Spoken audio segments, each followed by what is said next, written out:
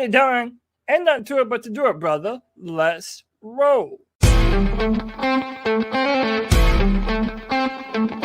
a world where Carolina Panthers fans have an insatiable thirst for Panthers news and opinions, only one podcast roars ferociously.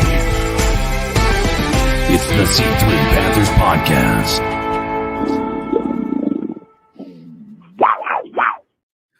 Wow. Welcome to the C3 Panthers Podcast. Thank you, Joey the Blind Panther, for that lovely roar. My name's Tony Dunn. It's another Tuesday night. We're here talking the Carolina Panthers from the fan perspective. That's right. You come here for the latest news and opinions from the fan perspective. The longest running Panthers podcast on the interwebs, on the webs, on the audio waves, including the team. We ain't missed a week in 10 damn years. And it's a bye week, baby. And I'm asking you, Cody Lashney, are we buying? Are we selling? Are we just saying bye-bye? I don't know what we're doing. Bye-bye. Oh, baby. It feels like a teeny bopper song that I was about to sing. Hey, man, I'm buying, and I'm not talking insane, baby. I'm not talking insane, baby. Let's go. I'm buying, and look, man, I just feel like as long as the Carolina Panthers are still in this numbers-wise, from the win-loss perspective, as long as our division rivals are as terrible as they are, and as long as we have Steve Wilks and this Panthers team trying to play their very best football down the stretch, I'm rocking with my squad, baby. You already know it. There's something out ahead of us for us to still fight and earn, and that's 100% what we're going to do, man. We're going to talk about Sam Darnold tonight. We're going to talk about Matt Rule, the biggest snake oil salesman in the history of the world, going to Nebraska. Man, we're going to break up this bye week and talk about how we're feeling about the team overall. But Tony Dunn, you know we're going to do it. The best damn Panther fans in all of YouTube. Our guys Drew, AU Link, Blind Panther Vlogs, Chad Howell, Doug Reader, Jay Prey, what's up, dude? JD864, KG73s, Kinfolk NC, Padawan Panther, Promise QS Panda, the Cardiac Cat, Tim Estes, and Tin Tizzy. Tony Dunn, ain't nothing to it but to do it, brother. Let's roll. I tell you, it's been and why can I not? There's something wrong with I can't hear myself. You guys said my audio was jacked up, and I know why, because I can't hear myself at this moment. I usually can. So there's definitely a setting that is jacked up at this moment. But ultimately, this is that the Carolina Panthers have won, 4 games now? 4? Yeah. 4? Wow. 4 games. And we're in the division hunt. I mean, we're right there. Imagine being at 9 wins right now and being 2 wins out. Right. I bet you there is a team somewhere out there that is facing that. But we're not, CK. Right now, we're at the bottom of the barrel. This is a weird and wonderful spot, CK. We are either heading to the draft or heading to the playoffs. But it's a weird dynamic, dude. And the funny thing is, somehow we had a similar hope to a degree last year, late into the season, because we weren't eliminated from playoff contention. Now, we weren't in the hunt, I don't believe, for the actual. I mean, maybe at one point we were in the hunt for actually getting the NFC South, but I think we were kind of chasing the wild card spot last year until pretty late in the season, if I'm recalling that correctly. And so, yeah, it's absolutely insane that we are as bipolar as we are, because it's with every single loss, with every single win, we're either living on a cloud or we're just down in the dumps talking about who's the next guy that's going to be coming in here to lead this team to victory. It's the best of both worlds, bro. It's incredibly. We're in the playoff hunt and in the top 5 picture. Sure. Yeah, it's I don't understand it. We are number 5 as far as picking in the draft right now if you were to draft today, but somehow when you look at the in the hunt draft boards, or in the hunt playoff boards, we're still listed right there. We are literally one game behind the Tampa Bay Buccaneers. Like, that is how weird this situation is. Can you believe the Falcons lost? Right. The Saints lost. We won. Absolutely we would unreal. Be here. Oh my gosh! And Sammy D. Mm-hmm. Sammy D. Sammy Greg Dimes, the Bat baby. Daddy. Make sure you take it off of mute. There you go. I caught you. You caught yourself. Sammy D. I know that you think his stats are just pedestrian, and they totally are. But damn. Actually, not damn, man. I'm the only person that's been realistic up here. Cody Lashney is the king of tank, and this mug is trying to win the Super Bowl this year. Oh, there's a difference. And by the way, tonight I'm going to pinpoint. I'm going to pinpoint exactly why my take is different then to now, and why I'm actually still well within my normal boundaries. I'll expand on that tonight. Well, look, I pushed all my chips to the center of the table this weekend because, like, after a win, I just felt so good, and I just get tired of almost cheering for us to lose, and I'm tired of that. So, like, I feel like we have a great shot at winning this division. I was looking at the odds, and they're absolutely insane how low they give us the odds for 3 teams we've already beaten to win this division. But we win our 2 division games, and then one more game, and there's no reason I don't believe we can't win the division. Do we deserve to be in the playoffs then? No, but sometimes you get in on a technicality, and that's the way it goes. It's getting late and winter's coming, fellas. Like, I'm ready for some playoff football. Oh my gosh. Greg is so all in on this damn Game of Thrones. It's so annoying, Greg. He's fine. It's not annoying. I've read 2 of the books too, by the way. I've read 2 of the books, but your buy-in is I'm telling you, give it a shot. And I promise you. Oh, I'm not gonna not like it, but you are all in. Yeah, you even just hit us with a winter is coming 8 years late. He has haste. 8 years late to the winter is coming line. Yeah. Doesn't matter to me. You know what's wild about this is in the last 4 or 5 years, this might be the first time where I actually think we don't lose in the bye week.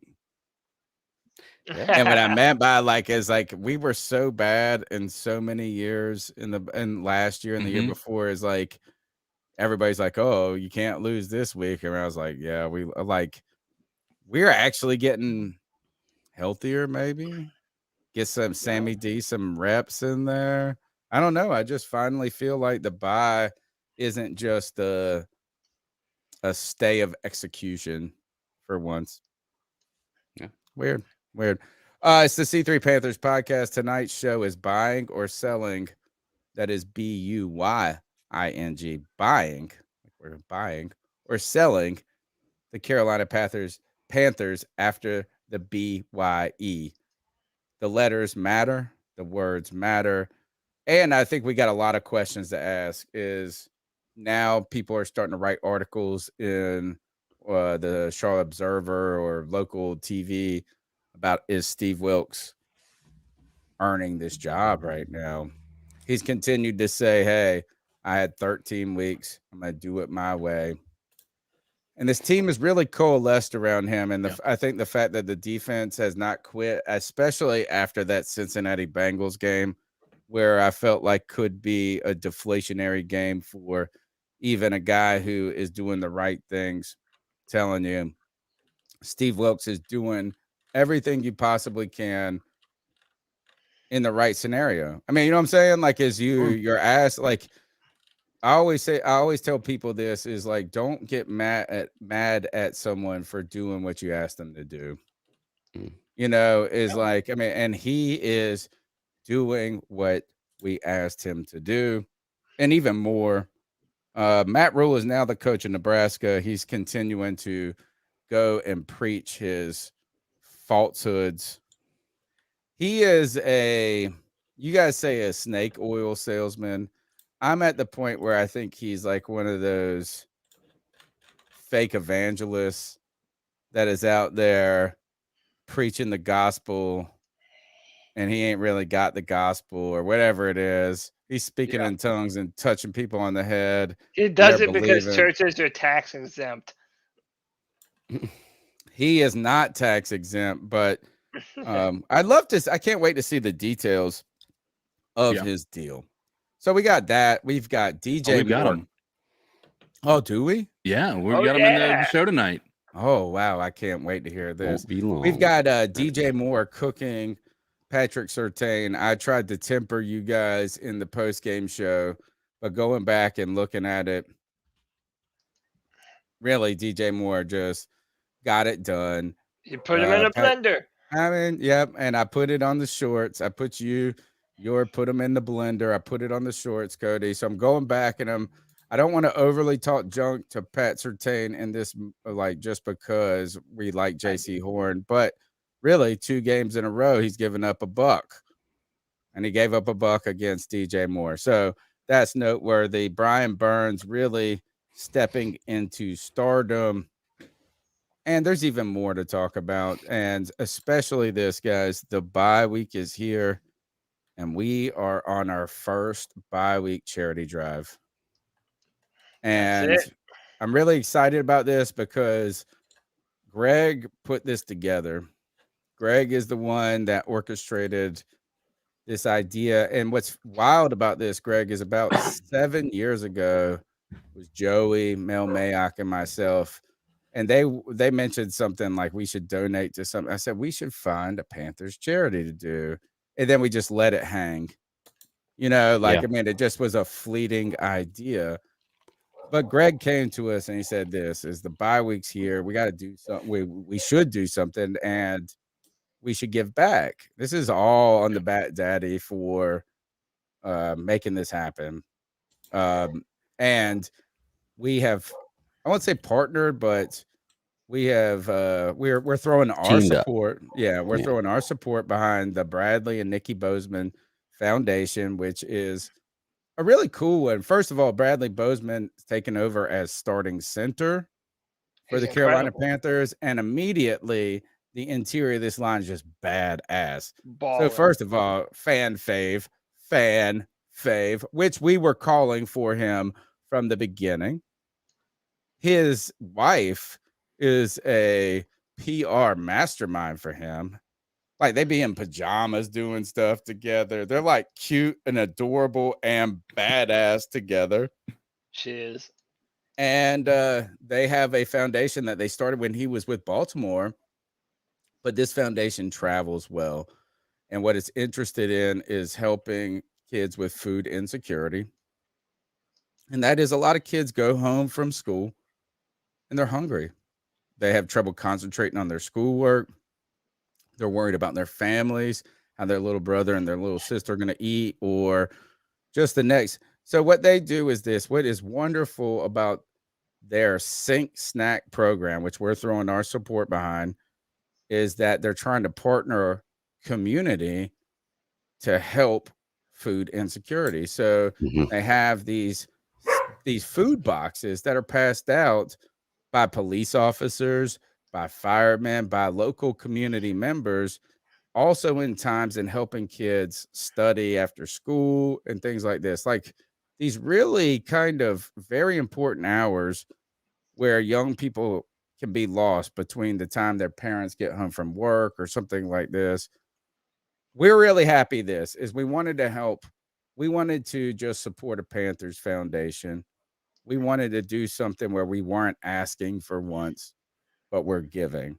So I'm sorry that we're asking you guys to give, but it is the season. And right now we have a lofty goal of $5,000.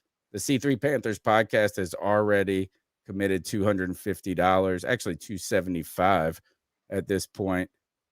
And we want to get it done. So look, the link is there. Instead of giving us money, which we do thank you for your support, give us your likes, your friendship, and all of that. But go there, $5, $10, $1. Let's just give. It's the season. And I won't even say the season. The season for giving and support is all year long. Greg, this was your kind of brainchild. At least just give a couple of comments, because my little baby is trying to ask me something. Yeah, man. Well, this is something that I've always wanted to do as well. My podcast doesn't have nearly the reach that this one does, so it actually helps out to be able to be on a podcast that has a much bigger reach. I modeled my show after a number of shows, and the Geekverse podcast is one of them. And every year they do a charity drive. They do a 24-hour stream for their charity drive, and it's a great cause. And I always try to be a part of that. And when they asked me to be part of it this year, I just kind of talked to Travis and asked him about what he had to do to get involved with this, because it's always fun to give back. And it's going to be a really fun show. We're going to be doing some trivia, hopefully teaming up with some fans from the chat room. We're going to be doing some fantasy drafts. If you donate, you'll put your name on a list to be able to have, like, we're going to do giveaways. I've got some autographs, like this Luke Kuechly rookie autograph right here, a bunch of different ones that I can give away, maybe some merch.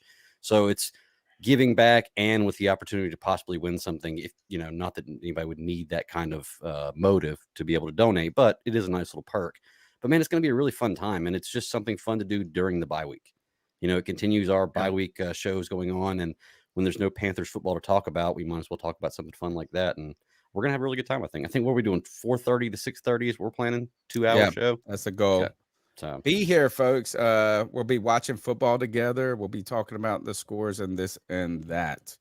So look, is go in there and just give some money because it's the right thing to do. Yep. It's better than giving it to us. Yeah, let's just pay it forward. And Cody, we got one other thing. We do have some housekeeping because we have sponsors. We definitely do.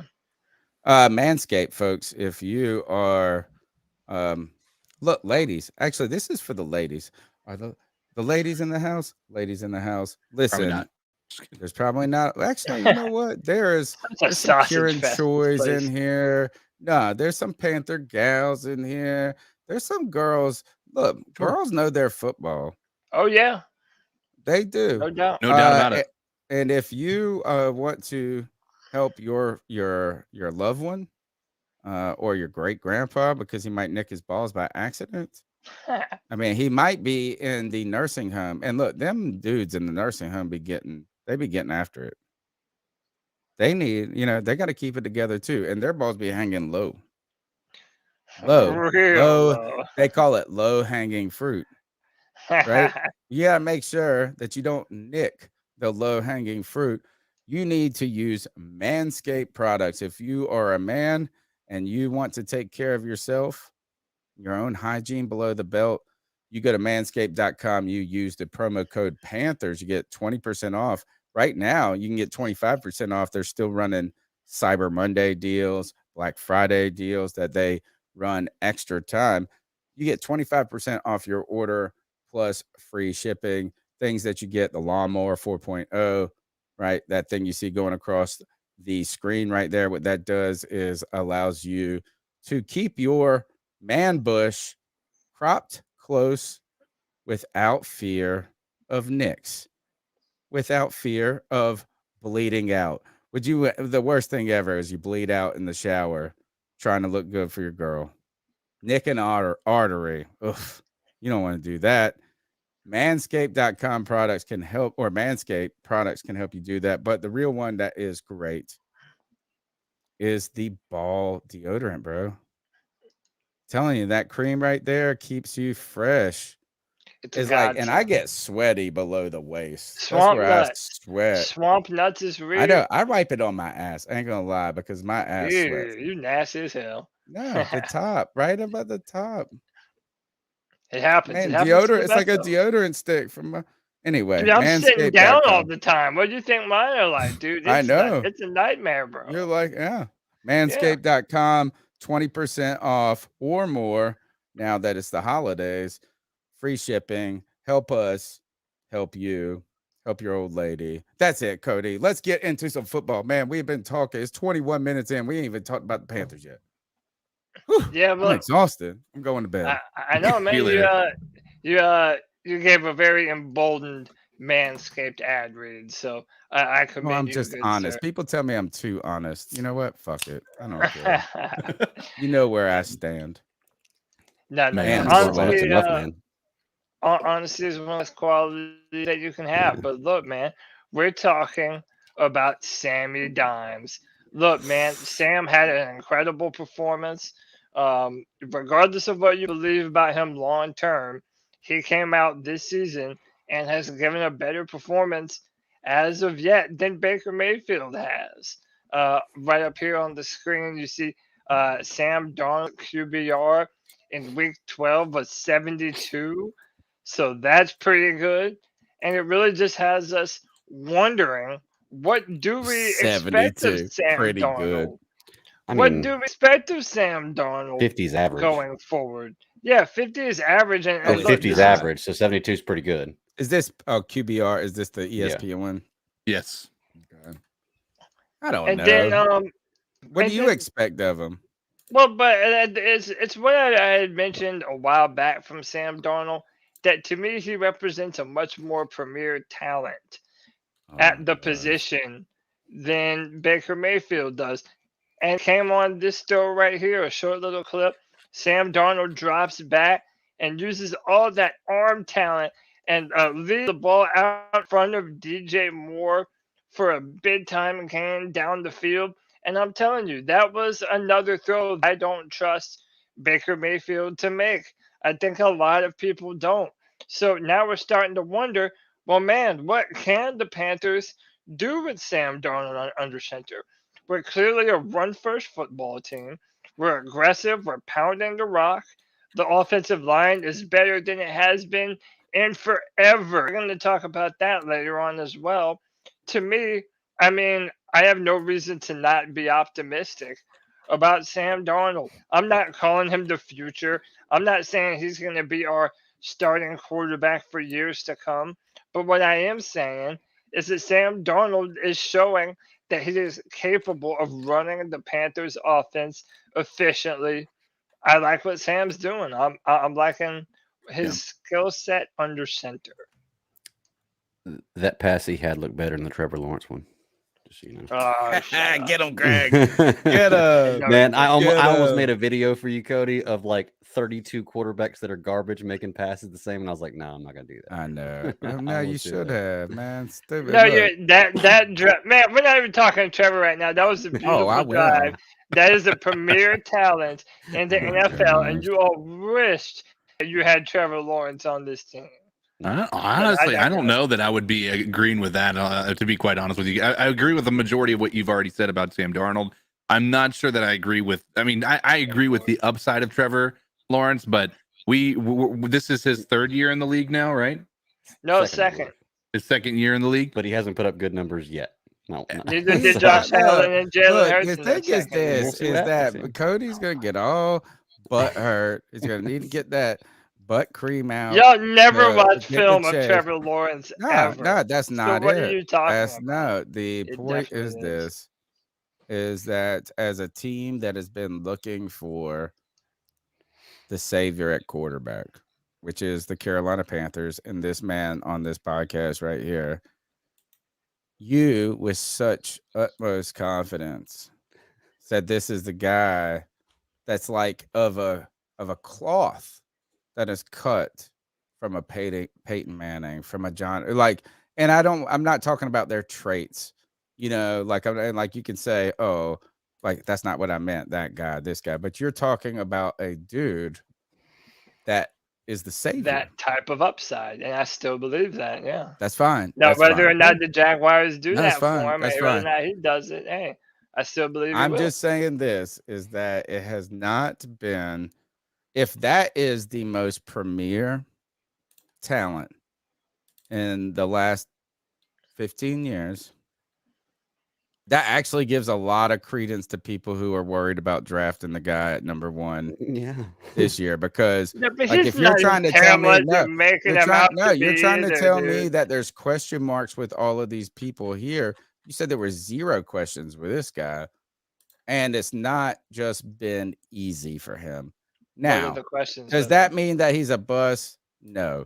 Does that mean that he has not played well? No, that's not what I'm saying. I'm just simply saying that the guy who is the most guaranteed to be successful in since I've known you at quarterback has had struggles in the NFL. It just hasn't been like, it's just not as simple as just add him. And you know what's interesting is the Dolphins coach today, if you could look this up, by the way, there's a tweet. What he said is that too many people look at who's the best, this and that. Do you have the clip? Yeah, it's like, and maybe this applies here or there. You know what I'm saying? It's like it's not always just about who is the immediate best, and this is why I've kind of defended Tua in a certain way. Not defended. Anyway, I'm just saying, Cody. Sorry, how about this? Can we just bask in one? No, you're wanting to have a Trevor Lawrence discussion, and I've watched more Trevor Lawrence film. I don't care about your film. I'm just saying this. If he hasn't fucking turned it around. How about this? If I have to pick long term, I'm still taking Trevor Lawrence over to Tagovailoa. And by the way, you guys are talking about Trevor. I'm trying to talk about Sam Darnold. Can we talk about somebody else? It appears as though maybe y'all Trevor Lawrence a lot more than you let on. No, maybe you should be thinking old Zay Jones. Maybe Trevor Lawrence should be buying Zay Jones a steak dinner. I don't know. Wait a minute. Another NFL player better? Zay Jones. ECU, baby. ECU. Oh my ECU. God. 145 yards and a touchdown. What? Yeah, who do you think got? But by the way, did y'all even look at that final drive? Dude, that thing was fucking magnificent. Not like the greatest thing I've ever seen. I watched it, dude. I'm not saying that you have to compare. It was what a quarterback should do, Cody. You can't praise him for doing what a quarterback that his. I can praise him for putting together a damn good drive against the Baltimore Ravens. You're exactly right, but like I told you, the 2-point conversion. Like I told you, I can pull up almost every single NFL quarterback that has ever played, ever, no matter how bad they are. No, I was looking at Marcus Russell the other day and show a pass, Jimmy Clausen, and show a pass. No, not even like a that, pass. if not better. I'm talking just like drive. That, if not better. I'm not talking a pass. No, I found it. I found Jimmy Clausen. Jimmy Clausen had a I don't give a fuck if he made one drive or not. He's the number one draft pick. He should make the only point. Right, the only point you're like, now he's starting to do that. Now he's starting to do the things I'm not wrong. Oh my God. I'm not saying he's bad. I'm not saying he's bad. He's a good quarterback. No, I'm not trying to say that he's a bust. No, listen, I'm not saying he's a bust. What I'm saying is he has not come to be the quarterback everybody touted him to be. Now, with all that being said, I can't say if we can't say he's a bust after 2 years of mediocre play, then we also can't say he is the real deal after one drive. No, can't do it. We're not trying to say he's a bust. You tried to tell us he was our savior. Anyway, let's get back to. Well, how am I supposed to prove today? You would rather have Trevor Lawrence than every motherfucker on this roster right now. Wrong. Gardner Minshew. Who's better? Not me. Not me. I wouldn't. No. Now you're all delusional. You're touting the Matt Corral's better. On this roster. One quarterback on this roster. No, on the active roster. Who is better right now? Oh, is it Baker Mayfield? Cody. Is it Sam Darnold? So what if Matt Corral? If Matt Corral comes up next year, if he comes out next year and he throws for 3,500 yards, 13 touchdowns, 17 interceptions, which is what I think Trevor Lawrence did his first year, are you going to say Matt Corral is a great quarterback? No, that's what Trevor Lawrence did. I'm saying Matt Corral has the same type of upside that you bet on, like Trevor Lawrence. Upside, yeah. Wow. We'll see. Wow. Matt Corral has more arm talent. Fuck Trevor Lawrence. Fuck Trevor I'm saying Lawrence. better Matt than Corral, Sam, baby. better than Baker, better than PJ. I know. But anyway, how about this? How about this is so awesome. It's so easy to put Cody on tilt. It is, man. So easy to put him on. Cody has triggers. Cody has triggers. You talk shit about little days to confuse confused it's such boy. Lazy evaluation. It's not lazy. It's this. It's so fucking lazy. No, what it's are you not talking lazy. about? You have already formed your belief about him. You formed your belief that he's a can't miss. Did people think Josh Allen would be Josh Allen in year 2? You didn't think that. You didn't think Josh Allen would be Josh Allen. Did everybody think? In year 2, did everyone think Josh Allen was going to be the type of quarterback that we're calling him today? I mean, somebody did. They drafted him for that reason. No, but everybody thought Trevor Lawrence was going to be better. So Trevor Lawrence is not doing what Josh Allen did the second year. That was what I'm saying. Oh my God! It takes time. You have he went to the Buffalo Bills. Josh Allen went to the Buffalo Bills. Once you build around your franchise quarterback and give them time to develop, they start to come together, just like Trevor is now. That's Oh all my I'm gosh. saying. Look at You this. ain't putting Radler. fucking words in my mouth. He is still a premier talent in the NFL, better than every active quarterback on this roster Would you now. take him over Now Justin talk about Herbert? Sam Darnold, damn it. Would you take him over Justin Herbert? 2 No, years in the league, no, right? Same draft, right? No, I would take her a No. little over, Well, a 1 little year. over Trev. Wow. But Wow. I think Greatest that talent. I do think that they're in the same echelon of quarterback and what they are able to do. Huh? Now, he also has Keenan Allen so and Mike awesome. Williams available to him. So easy. him to not flip wrong up about my there. quarterback take. All right, let's I talk got about this history on other this guy, now you Sam wanna move Darnold. on. Sam Darnold, fear the beard. Bro, he was pedestrian at best in this game. It was. It But- was slightly better than what we've seen all year from every other quarterback we've But had. actually no significantly turnovers. better than Baker, slightly better than PJ, no turnovers, which one could have been. He almost Sam Darnold into the end zone. Yeah. 11 of 19 or something like that, right? But first game, Rust, I would say some of the anticipation throws that were a little late in the beginning where he hit DJ. DJ had to wait for it, and the commentator was like, "Oh, he was wide open." I think if he gets a little bit more rhythm, right, he's going to play better than he played this past week. And that's the thing is, that's my point with this whole thing is for his first start of the year, coming off of injury, not having reps with the ones like this is. If Baker had this game in week 1, like this consistent of a game in week 1, we would have given him a lot more benefit of the doubt. Oh, we would have signed him to a 5-year extension. Potentially, you might be right. I don't really mean that, but like knowing what they've done with Sam Darnold with his 5th-year option, you might be right. He was not great, Sam Darnold. This is what's wild about this for us. Is we don't need great. We just need someone that's not terrible. Mm-hmm. That's really and that was the problem with Baker. He was just terrible. Right. Just fucking terrible. We didn't even need him when we traded for him. We didn't need him to come in and be Aaron Rodgers. We didn't need him to be this. We needed him to be the Baker that handed the ball off, that made a couple of splash plays. Mm-hmm. Oh my gosh. Oh, what is this? Hey, you shouldn't have brought it up, dude. I wasn't trying to fucking Charles conversation. Are they gonna make the playoffs? Cody, read the last 3 words of that sentence. Those are read the last 3 words. franchise quarterback numbers, baby. What are the last 3 words of that sentence, quarterback Cody? numbers. What are the last 3 words? Last 3 games. Why don't you juxtapose those next to his career? He should have been doing this the whole time, is what I'm saying. Put his career stats up. Around the quarterback, and that's what you do. Now you're starting to see what he's capable of. Look, anyway, we don't even dislike Trevor. The thing is that it kind of reminds me of a little bit of the Ryan Leaf joint, or there's just been people that they tell us that are not misses. And I'm not saying he's a failure. I'm not saying he's going to be bad. I'm just saying is that it's really those expectations you put on to be the Andrew Luck, to be the Cam Newton. Those people are far and few between. That's it. That's all I'm trying to say. Even the most talented quarterback that you have evaluated in your little bubble of shit needs a good team around him.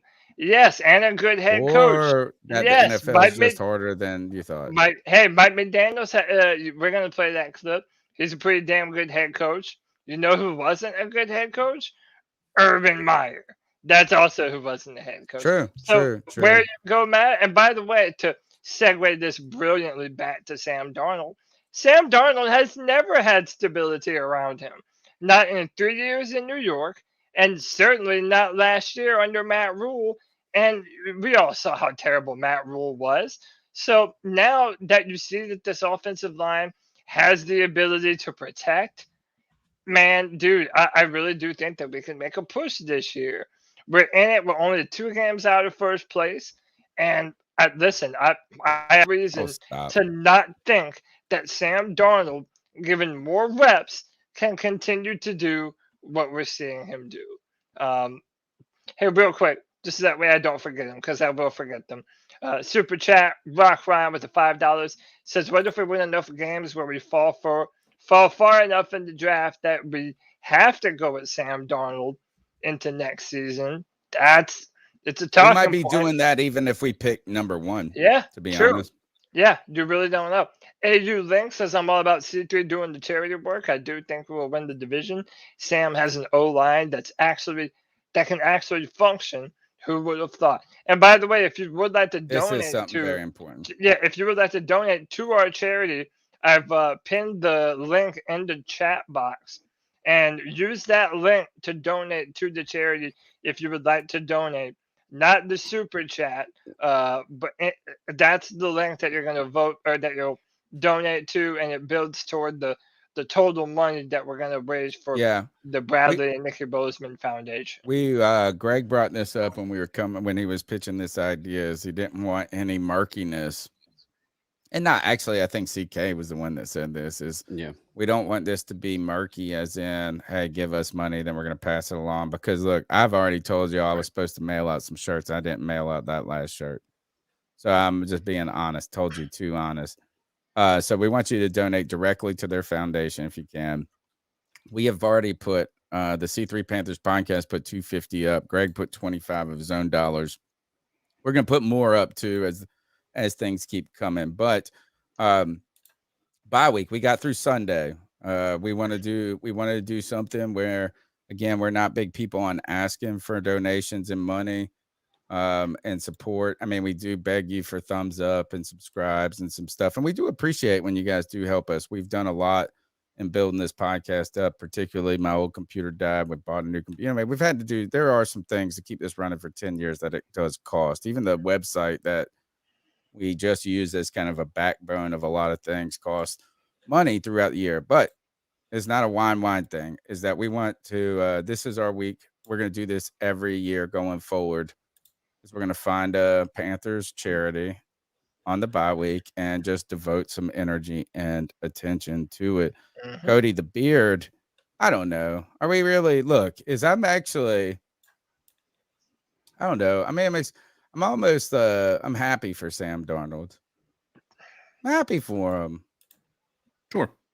You know? Why not? Who else should we be happy? We should be happy for DJ Moore. Think about this. Yeah. How does DJ, this is actually the wildest thing, even if Greg wants to tell us how the stats are similar between these guys, which the numbers lie on this one. I promise you, as I watched Baker, I don't care what the numbers said. He was terrible. We weren't in that to win it. But DJ Moore, Baker does not get the ball to DJ. It's that simple. No. Yeah. But by the way, real quick, White Chocolate Espresso with the 199 says, "Spippity bap bap bap better than tippity bap bap." Hey, thanks for the super chat, Kev. You do the man. All right. But I'm sorry. I felt like I really took this podcast off the rails when I pushed Cody's pressure point. You always do. And but I think the question about Sam is, do you believe that he can continue to grow and get better like Trevor Lawrence has? You know, he has more games with over 100+ passer rating than Josh Allen. Why do you need to get better if you're Trevor Lawrence? You're already the greatest. Lamar Jackson, Russell Wilson, Kyler Murray, and Tom Brady. Do you think that Sam Darnold can continue to grow and get better like Trevor Lawrence? Can he have 6 more? Or no, we only got 5. How many games we got left? Once again, when Trevor Lawrence throws for 4,000 yards, 25 touchdowns, and less than 10 interceptions, then you come talk to me about having good quarterback numbers. That's not even elite quarterback numbers. That's good quarterback numbers. Sam Darnold. So when he has that, then we can say he's good. Is he not allowed to grow? Yeah, no growth. Yeah. You got to come in here. And actually, I think this is the thing that people talk shit about Tua that I got a problem with. I talk shit, people that talk shit about Derek Brown that I got to talk, like we can go through a list of people. And I understand that as hyper media like us, I mean, we're not part of the media, but we are part of the hyper attention on the football, the game of football, like the more talk that exists on every little point does push these players to perform faster. So look, Yeah. as people are saying Tua is a bust after year one, and he's coming off and this is my thing is like it's one thing to debate whether or not you believe Tua has the physical skill set to be a transcendent quarterback, or if he can be a very good quarterback worthy of the pick he had. I'm of the latter. I don't think you always have to have this transcendent skill set to be successful in the NFL. But I do believe that because of the way the internet, and it's not just the internet, just our society and football, we need results fast. And that's kind of why I poke at you about Trevor Lawrence. I don't really think that after year one, whatever happened with Trevor Lawrence really is a referendum on him. But what I'm trying to, when I poke at you about Trevor Lawrence, is that hyperbole that we put on people for that instant return, and some players we give more latitude than others. I would argue that Tua has not gotten a lot of latitude until this year. I would argue, maybe we can go down a list of different players that haven't gotten that latitude. When it comes to the Carolina Panthers, though, we don't need I don't know what we need right now. We just need I don't know. Do we want to win? Do we want to lose? I don't really know. Why would I you don't think want to many people do. lose? I don't. I don't want to but lose. No, I'm not saying I want to lose, but I don't know what I need right now. Do I need a playoff push? Do I just need one more win? No, I Do I think just that need you just need. I almost feel like a completed pass to DJ Moore down the sideline is all I need. I'm like, It hell yeah, is. baby. It is like I think it's a one game at a time mentality. Be thankful that we are playing meaningful football, regardless of what this record might say to you, regardless of how bad this team has been. Every single Sunday that we play football going forward here on out is meaningful Panther football. We are playing for something. And by the way, people are like, "Oh, Cody, back a couple of years ago, you wanted to tank, you wanted to get the quarterback. So what's different from then to now?" Well, I'll tell you what's different. We were never playing for nothing 2 years ago. The Saints and the Tampa Bay Buccaneers were running roughshod through the division, and we had no chance of competing even for a wild card in those scenarios. So, yeah, to me, those games were worthless. Now, the Carolina Panthers are in a dumpster fire NFC South division. Tampa is not good. New Orleans is not good. Atlanta is what Atlanta always is. Why would we not continue to pull for them and try and get a playoff game here at home, man? It only sounds crazy because all of the dumb shit that we've been through thus far this year. But it's actually the reality that we face. And dude, I think that we should just enjoy meaningful Panther football because we haven't had it in forever. And that's what I think. Help feed families this holiday season by supporting the Bradley and Nikki Bozeman Foundation. Giant shout out. I mean, he already told us he was going to match up to 250, but you guys got to catch his 250. He put it in too early. Mike, we love you, our patron saint. You should have held it back so we got 2 more 50 because 250 of it was from the C3 Panthers podcast. So we need the listeners to go ahead and match his 250 now. But Michael Davis, $250. Fernando Fernandez, $25. Greg, the man that put this together, $25. Mr. Panther Pickle in there too, donating. Look, this is what we're trying to do. We're trying to, and look, I told them, I said, this was our mission, is about uniting fans, and their mission is about strengthening communities. They brought this together. I think it's a cool thing. So you guys, you can check the pinned link on YouTube. You can find the description. There's a lot of different ways you can find it on Twitter. I need to pin it on Twitter and different things like this. Let's do this. Let's do it. Oh, look at this. William Taylor said, refresh that. Boom. Oh. Holy cow. Whoa! He said refresh Love it. that, and he Oh my won't goodness. lying, bro. He won't lying. William Thank you Taylor so with much. the Thank you so $100. Yes, sir. All right. Hey, Appreciate anybody you, who's on this William. donor list, like I said, you automatically get put in the drawing for some of this giveaway stuff that I'm going to have. Ooh, So just and let I you got a know, giveaway. there's a I bought benefit you- to it also. So Wait until you see this. I bought sometimes I'll drink some booze and go on eBay and buy shit to give away on the podcast. And so one night I was like, oh, look at these patches. I'm gonna make like some coasters or something, like these cool patches. But then somehow I bought this one patch. I was like, I gotta buy this. It looks like an error patch. Ain't gonna lie. This might be the first patch ever made for the Carolina Panthers. I'll put it up. Oh, wow. Whoa. I don't know That's what crazy. it is. It looks ridiculous. It's like bad and Dude, it's awesome at the awesome. same- Yeah, awesome. It's Dad, like yeah. terrible and bad at the same time. Dude, it's This the is best. a one of I was like, I gotta buy this. I was like, $8, no problem. Anyway, we'll be doing all of that. All right. Hey, I wanted to bring up too. Michael Davis just said in the chat when we get to 1,000, he'll throw another 250 in. Man, So look, I don't want to put There we any. go. Look, thank you, Michael Davis. yeah, You're a I patron appreciate it. The saint. Yeah. No man. But pressure look, at all. But thank let you so these much. other yeah. people do it, Michael. Let the other people do it. You are great. You are great. We love you. Cody, Michael's take the them on man. to the next topic. Let me just go make sure my kids got to sleep real quick. Yeah, so I mean, it's not really a topic. I just thought this picture was hilarious.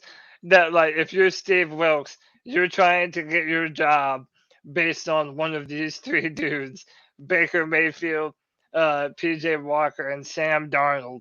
It's kind of like pick your poison, you know. Who do we actually trust going forward? All of them have had injuries at one point this year.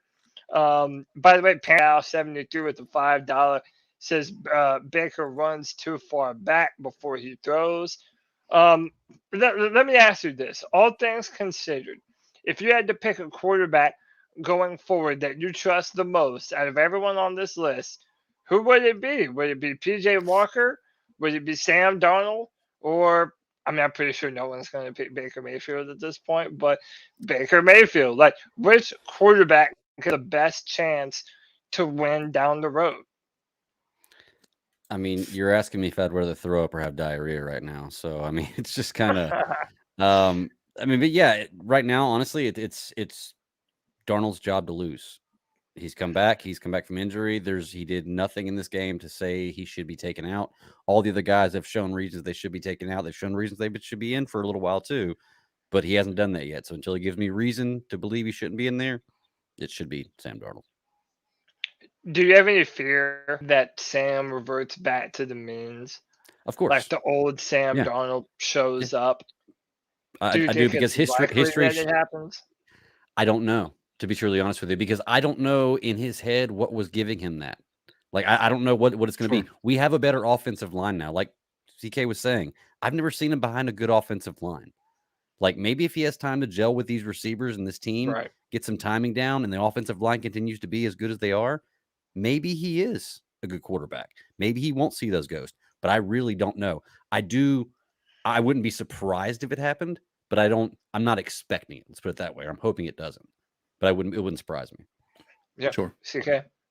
Yeah, I hate to say it, but like after seeing a few games of both PJ and of Baker, I made a comment that I stand by, and I said that I never thought that I would want to see Sam Darnold start another game for us, and here I am hoping that he finishes out the season. Do I think he's going to be the guy?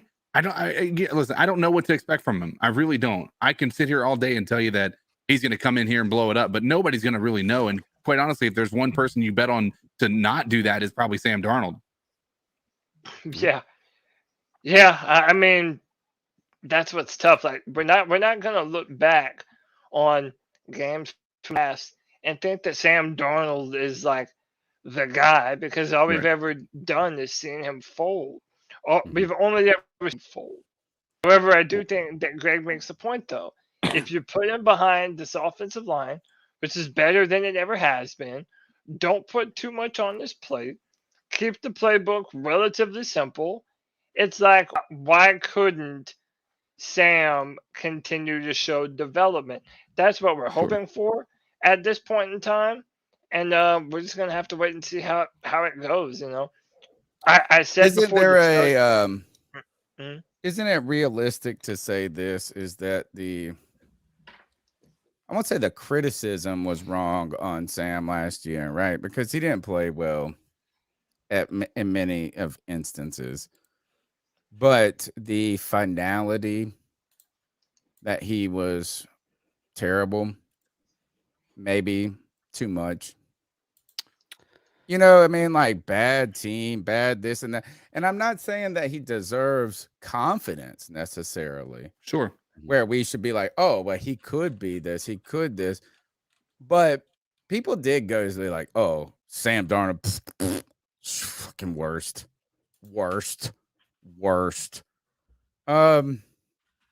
And I don't know if he was that bad. I mean, I guess that when you bring up those touchdowns, interception numbers, they are pretty terrible.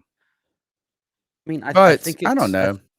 I think it's that we're so used to in the last few years of not having a guy that we've been able to back that as soon as somebody shows us that he's not there, we're just done with believing that he's there, right? That he can be that guy, because we're just so ready to have a guy come in and work. We haven't had that yet. Do you think we gave more latitude to Baker Mayfield this year or Sam Darnold last year? Baker Mayfield this year. I agree. Yeah, I think we or leeway. I don't know if latitude is the right word. Well, but you know what I'm trying to say. I think the thing with Sam Darnold, the funny thing is he started out okay with the first 3 games, and so everybody was kind of on his side, and then he went like off the rails for the next 2 games, and everybody's like, "Fuck this guy, he is garbage," and he's done, right? So I mean, I think he probably got a little more time as the starter because he performed better than Baker did at the beginning of his I guess those first 3 games where we won. But unfortunately, Sam, I think, came in here with no experience of showing any positives as a quarterback, and I think that's the reason that we didn't really give him a long leash, right? If he had come in here with a history of going to the playoffs like Baker was able to at least do 1 year to a franchise that hadn't been and won a franchise in how long, then I think that Baker got a little bit more of a leash because of that, if I had to guess. This is from Padawan Panther, who just tagged us on Twitter. And he brings up a tier list, and he has Trevor Lawrence and Sam Darnold under guys who can blame their previous head coach for all their problems. Oh, wow. He said that you online. Yeah, he said seems relevant for tonight's show, and it's definitely relevant. Yeah, and it is relevant, and so much of a quarterback success is the team that they have with them. And I'm not saying that Sam Darnold is a victim of the team that he's been on, but I'm saying it definitely hasn't hurt when you already have trepidation standing behind that line, going through your progressions, making your reads, and you don't have good protection, and you're not running the ball well. Like, that's a perfect scenario for you to never develop. So it's prove it season here in Carolina, and I'm willing to give Sam the benefit of the doubt the rest of the way until he proves otherwise. Just like I did with PJ Walker. Can we talk about this offensive line? Well, you know what? I'm not ready to give up on PJ. Look, here's my thing. I'm not giving up on anyone. I'm just not throwing my support behind anyone either. Well, I didn't get to ask you. Who would you trust down the road, Tony? If you had your pick of a healthy PJ Walker or a healthy Sam Darnold, Sam who Darnold. are you starting? Sam Darnold. Why? One, I think, is more in-game experience. Sure. Right. So he has played for the Jet. Like, I mean, he's just had more starts, more reps. I don't know if I feel like this is that the same weakness that PJ has is Sam Darnold's weakness, which is just the ridiculous worst bonehead interception. I mean, they both throw the pick six. They both throw the, you know what I'm saying? Sure. Like the dumb. So I don't know if like one outweighs the other. So I don't feel like it's like PJ is necessarily less turnover prone. Like I felt like that's what we were trying to prove with Baker or something before, that he was a more accurate quarterback, and it turned out he wasn't. So like if you're like, I'm just saying, what category ultimately does PJ outweigh Sam Darnold in? They both have kind of similar arm talent. They both have. Yeah. I would almost say this is that I just want the fact that Sam Darnold is coming in behind a good offensive line in a different situation. Maybe he's got the beard. The real thing with Sam Darnold was he was mentally broke, in my opinion.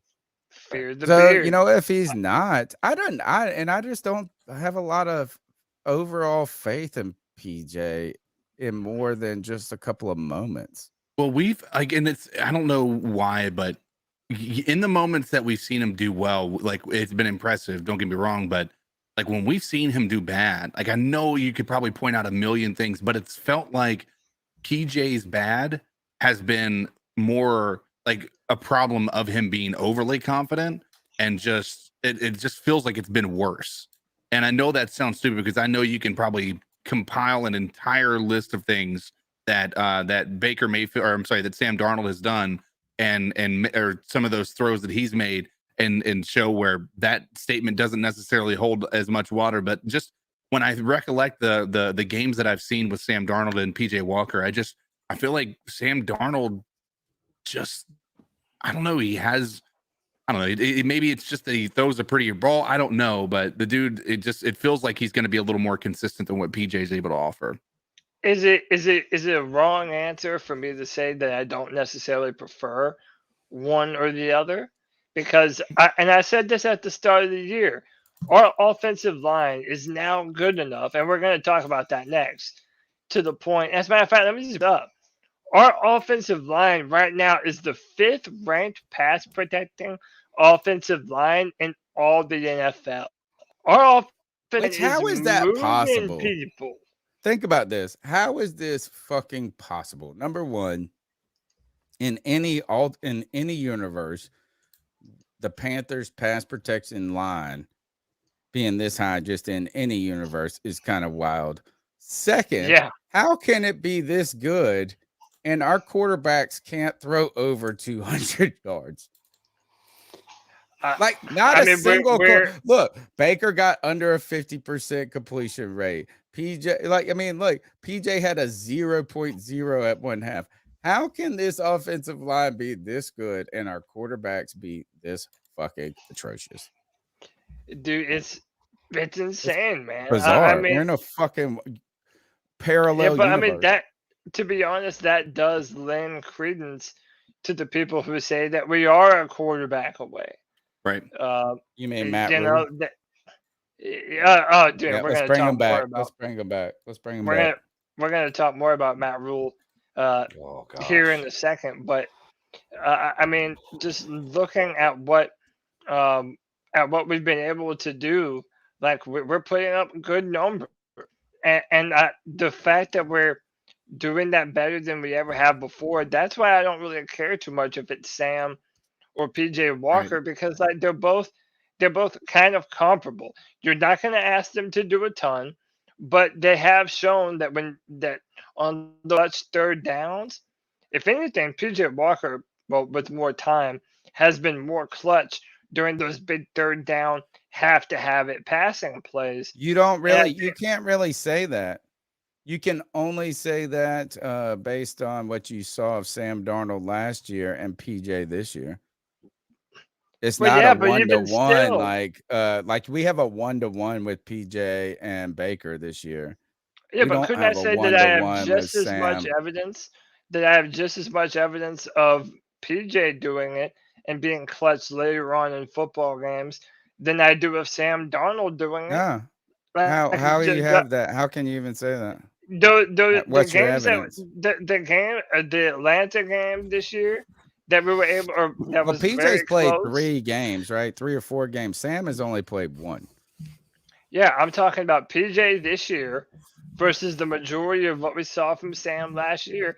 I don't feel like That's what Sam I'm was saying. Is way it's not better. apples to apples though. That's a PJ this year versus Sam last year. I don't think that's a entirely apple to apple comparison. What I'm saying is that to me, PJ Walker, you can make the argument that he has been more clutch in clutch moments than Sam Darnold has ever demonstrated for the Panthers. So again, I don't hear too much, man. Like there's so much good and bad film from all these dudes. I'm trusting Steve Wilks to make the decision that's going to be best for the team moving forward. And if that ends up being Sam, all right, I'm fine with it. But I'm telling you, I'm also okay if it's PJ Walker too. How about can we just agree it's not Baker?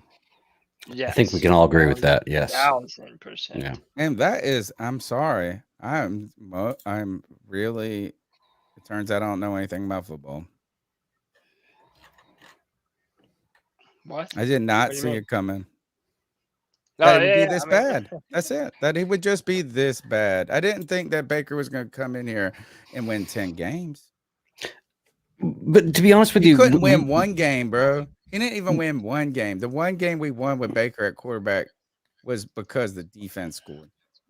Based on what we've seen from Baker, we sucks, had bro. no reason to believe he was not going to come in and be at least a serviceable quarterback. Sure. I agree. Because I had agree. Deshaun Watson not become available, Baker Mayfield would still be the starting quarterback for the Cleveland Browns. Believe that. I'm They would hoping never come Deshaun off him Watson if they sucks, didn't get bro. Deshaun Watson. So they didn't get rid of him because he was garbage. They got rid of him because they got a better quarterback, Right. talent wise. I'm not gonna. They didn't. They refused his trade request, like Yeah. because they couldn't get Deshaun Watson. Like they thought he could be a guy still. Like if you they wanted an adult. Remember that was the rumor, right. And I think they made that up to Oh, try yeah. to bring his They wanted value a down adult. and everything else like that to try to Come drag him through the on. mud. So bullshit. They wouldn't have said that wanted if they an were keeping adult, him. but they got a Yeah, exactly. fucking sexual offender. Right. And Oh, let's did you just hear not- 10, and if you 10 of the defendant or 10 of his accusers are going to be at the game in Houston with their lawyer Tony Busby to show that they're not nice. going man. away. Nice. Good for Yeah. them. Good for them. And I just don't look, I am a proponent of I don't want to condemn someone before they've been, but just because you haven't been found guilty doesn't mean you are guilty. Right. You aren't guilty. Right. You know what I'm saying? Like there are people that have been let off the hook who were guilty. So I don't want to hear that argument that is like, well, he wasn't found guilty. That doesn't mean like anyway, I'm not rooting for Deshaun Watson. And I am sad to say that I was considering the football selling of my soul for him at one point. I'm embarrassed. I'm gonna go to crossed my mind. confession. Yeah.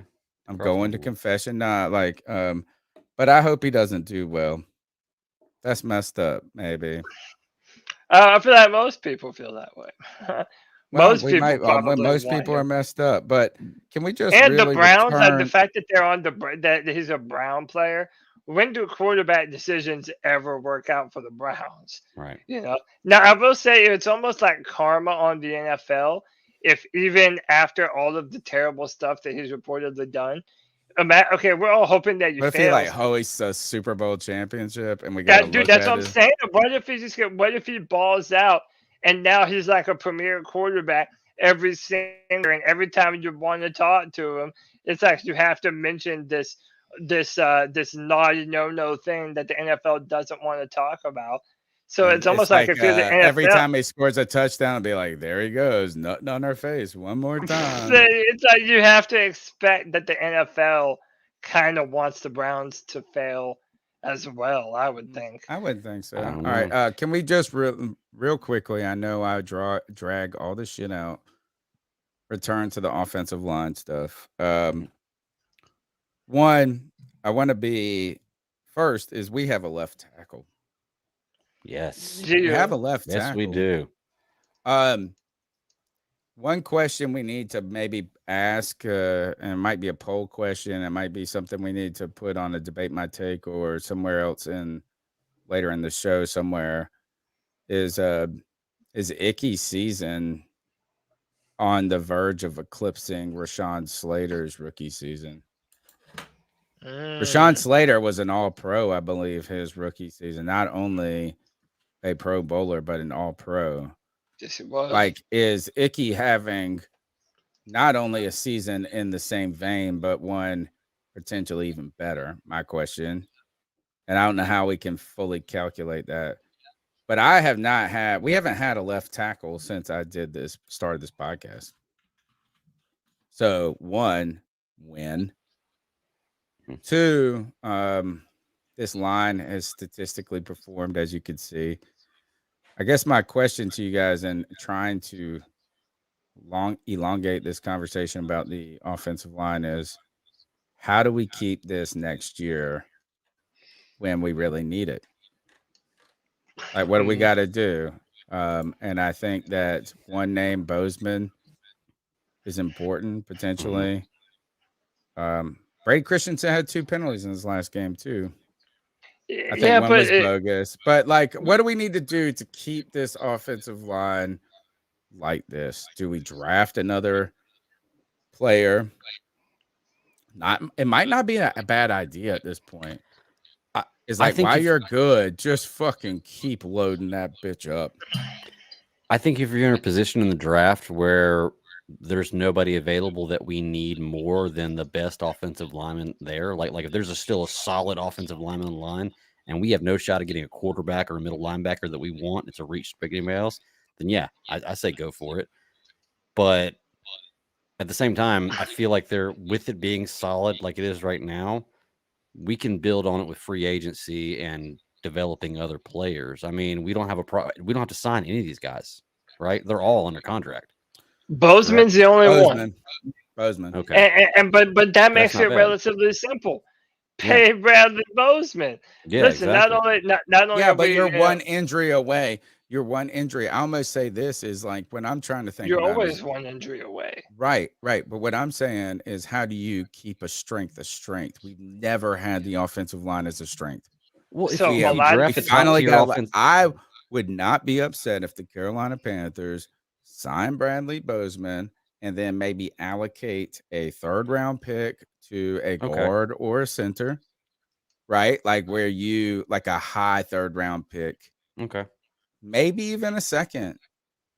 So I would not be like incredibly upset if you go, oh, you're like, oh, we need a linebacker. We need a linebacker. And they go, out of Utah, badass guard. And you're like, you know what? I'd be okay with that. Yeah, listen, I'm all for allocating resources to your offensive line. We also have to remember Cade Mays is on this team, and a lot of people are very excited for Cade Mays and his ability to be able to fill in at guard and center. Austin Corbett is on a 3-year deal. We've already signed Taylor Moton. You already mentioned how fantastic Akema Kwanu has been, rivaling that of a Rashawn Slater his first year. Christensen, yes. Does he need to work on the penalties? Absolutely. But again, keep in mind here, his first ever season playing guard full time, and he's a part of this team. Like, yeah, he's ironing out all the kinks and the details. Is he the weakest link, though? Probably, but it's still a pretty strong. People would say Moton might be of the offensive line at this point. Okay. I don't think Brady Christensen is a weakness. I just know this, Cody. I've listened to the broadcast, and they keep saying this. The last game, they must have said it 40 times in the broadcast, and that is the Carolina Panthers, outside of Bradley Bozeman, are starting the same 4 guys every week since the beginning of the year.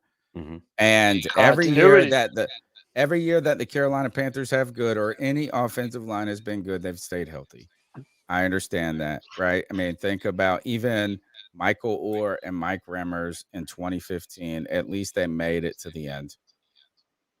I'm just saying this is that everything is a plan until my boy Kev reminds me, my bastard son, what old Mike Tyson said. Everybody's got a plan until you get punched in the face.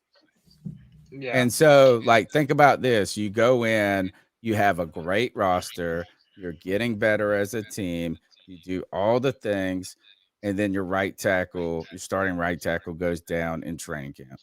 Mm-hmm. Yeah. You And you know have who to else? be ready to not destroy a season because you don't have the depth. And that's what I'm saying. It's like, I think you are safer picking offensive line for depth in that case than anything, even if you think you got the guys. The problem is, Tony, is if you draft offensive line and you don't play them, then they're never going to be that great of a player to replace who they're. We drafted Terrace Marshall Jr. We didn't play him, and he's not a fantastic wide receiver. I mean, case in point. Maybe what I mean this is maybe you don't think of it like that, Greg. Is think about this is Taylor Moton is showing signs a little bit of potential deterioration. Yeah. And you got one more year with them. Is that like maybe they don't play a ton of snaps their rookie year, but that doesn't mean they're not going to contribute as a teammate. Yeah. And hey, can I just say that snaps. Can I just say I still think we might have some more of those answers on our roster. That's what I do. I don't give up on the tank when I make it. Deontay Brown, that's a name you haven't heard me say in forever. He's still on our practice squad. Has lost up to 50 pounds. He was it was near 370. I believe now he's down to around the 320 mark. So congratulations for just losing that much weight. That's an incredible amount. And I still maintain that when you go back and look at his film, he is a very good football player that has been utilized very well to this point of his career. So I do think that we have options on our roster right now, but it's such a weird problem to have that we're talking about how do we keep our offensive line together, not how to get down, tear it apart, and try and get all the bums out of here because they're getting our quarterback killed. It's like an entirely new thing for us, man. But listen, before we go any further, let me take care of a few points of business. I did read Panther earlier. She said Baker runs too far back before he throws. David Screws says with the $2 love bomb says next 5 games are winnable. I absolutely agree with you, David. And you know what else I think that we can agree on? Our buddy CK has the best damn pipes in all of Panther Nation. I can listen to him read me just about anything in the world, and it'll sound so sensual and so sweet. But I'm here to tell you that there's nothing more sensual, there's nothing more sweet than the sounds of shame coming from that man, Codizzle Allen. Talk to him, Big Papa. Ladies and gentlemen, boys and girls of all ages, you've joined in here to talk about the Carolina Panthers yet again. Here we are, with hope, with optimism. Damn the Panthers, right? But damn does it feel good. And that's why you've come here to talk about it. But you haven't hit that like button yet. I have one thing to say to all you absolute freaks. Subscriber shame.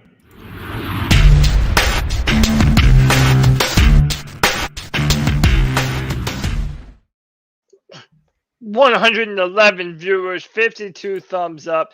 Hit that like, hit that subscribe, hit that notification bell. Single time the C3 Panthers podcast goes live, man. Help us beat the ass of that YouTube algorithm so that we can get in front of as many Panther fans as possible. Helps us grow, helps us do our thing. And, man, we want to continue to grow C3 Panther Nation. That way we can continue to do a bunch of cool things for the fans, doing charity stuff, as you can see. Dude, we're having a great time of it, man. Growing this channel and growing the fan base. You guys are the most important part of it. Tony Dunn, you're back just in time. Let's talk about our boy, huh? Everybody's boy. We all miss him. We all miss him. The old swindler. The old, selling holy water late at night. Doing infomercials. The man Matt Rule has done it yet again. He must be so good at selling people on his 7-year Jay-Z vision. Because how about this man got an 8-year contract with the University of Nebraska The dollar amount is absolutely insane. Joe Person put out Matt Rule's backloaded contract means the Panthers, who still owed Rule about $8.5 million a year, presumably will pay roughly $3 million difference for 2023 and $2 million difference in 2024. It's also possible that the two sides reached an agreement on the offset.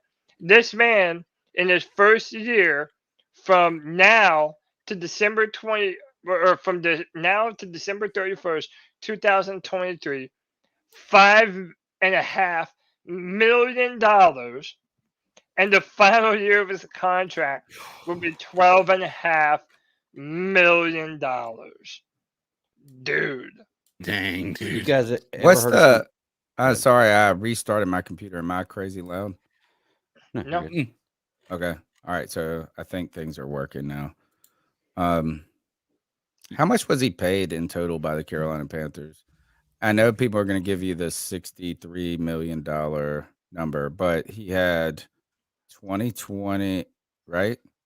2020. He had 3 years of salary from the Panthers, I believe. Right. I mean, he got fired this year. He's not going to get paid by them in the year coming up or whatever. You know what I mean? Like, so he probably got $24 million from the Panthers in the last 3 years. And then he's going to get $8 million each year going forward. How much is the buyout on this? I'm kind of interested in this, as I talk shit about Matt Rule, but like, he might be the best businessman. Look, He's a swindler. he's failing up. Are you a swindler when you get people? There you go, Greg. He's failing up. Yeah. That is it. That is the right. Yes. Like some people don't deserve anything they have, and you wonder how they get to where they got, where they can continually fail where they are and just keep getting. Cliff Kingsbury, I can say. Honestly, I feel like Cliff Kingsbury is in the same kind of position. I guarantee you, Cliff Kingsbury is going to get a great college job next year. He's going to fail up. Like, it's just crazy how it works out. I have no idea why it works like that. Did you hear that Matt Rule did an interview with Peter Schrager after he was hired as the Nebraska head coach, and he was asked what he would do differently in Carolina? What did he say?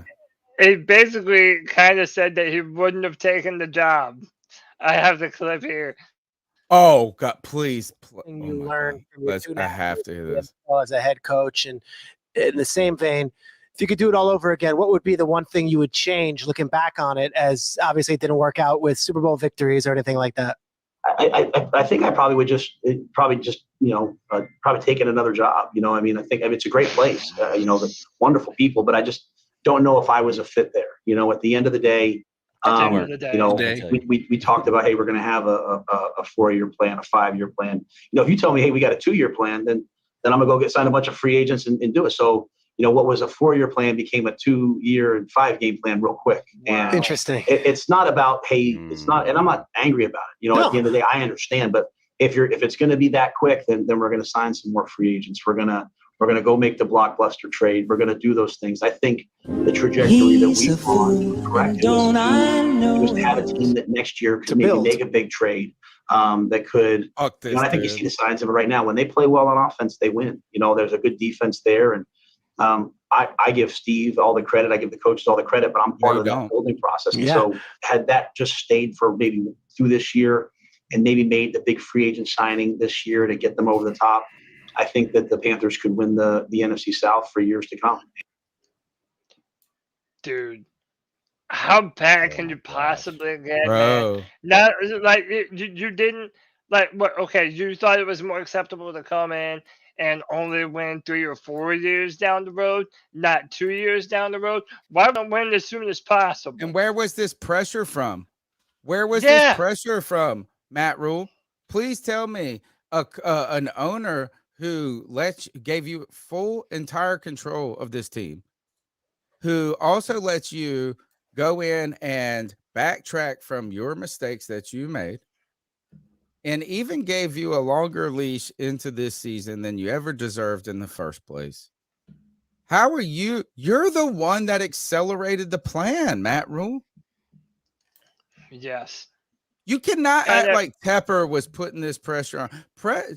Matt Rule made the entire bed. He decorated the house. He picked the menu. He said this. He told us it would be like if we got married and somehow the husband said, you know what, honey, I want you to enjoy your wedding day. I'm going to take care of everything. And it's going to be the most gorgeous wedding you ever had in your life. Don't worry. What you thought you could do on your own, I got. And then this wife comes in there in her beautiful dress, expecting a beautiful wedding, and you got it catered by the fucking local cafe. You fucking had the DJ's late. You promised the world, Matt Rule. You promised. We gave you the plan, and you're the one that fucking strayed and deviated from the plan. Right. Cody, I cannot tell you how look. I don't do this. It's so annoying, man. And now you're gonna pretend like, oh, well, if they would have just given you more time, oh, but then you would have made the big free. Play it one more time. Can we play it one more time? The big blockbuster trade. It's just absolutely bullshit, man. Listen to this, but listen to him, folks. Remember, he had total control of this team. He made every decision. He made the staff. Where is this pressure coming from, Matt Rule? Please let me hear this again. And what would be the one thing you would change looking back on it, as obviously it didn't work out with Super Bowl victories or anything like that? I think I probably would probably taking another job. You know, I mean, I think it's a great place. The wonderful people, but I just don't know if I was a fit there. You know, at the end of the day, we talked about, hey, we're going to have a 4-year plan, a 5-year plan. Right. So if you say, hey, we got a 2-year plan, then I'm gonna go sign a bunch of free agents and do it. Who said that? What was a 4-year plan became a 2-year and 5-game plan real quick. And interesting. It's not about, hey, no, it didn't. And I'm not angry about it. At the end of the day, I understand. But if it's going to be that quick, then we're going to sign some more free agents. We're gonna go make the block. Look, you shouldn't have needed someone to talk quick.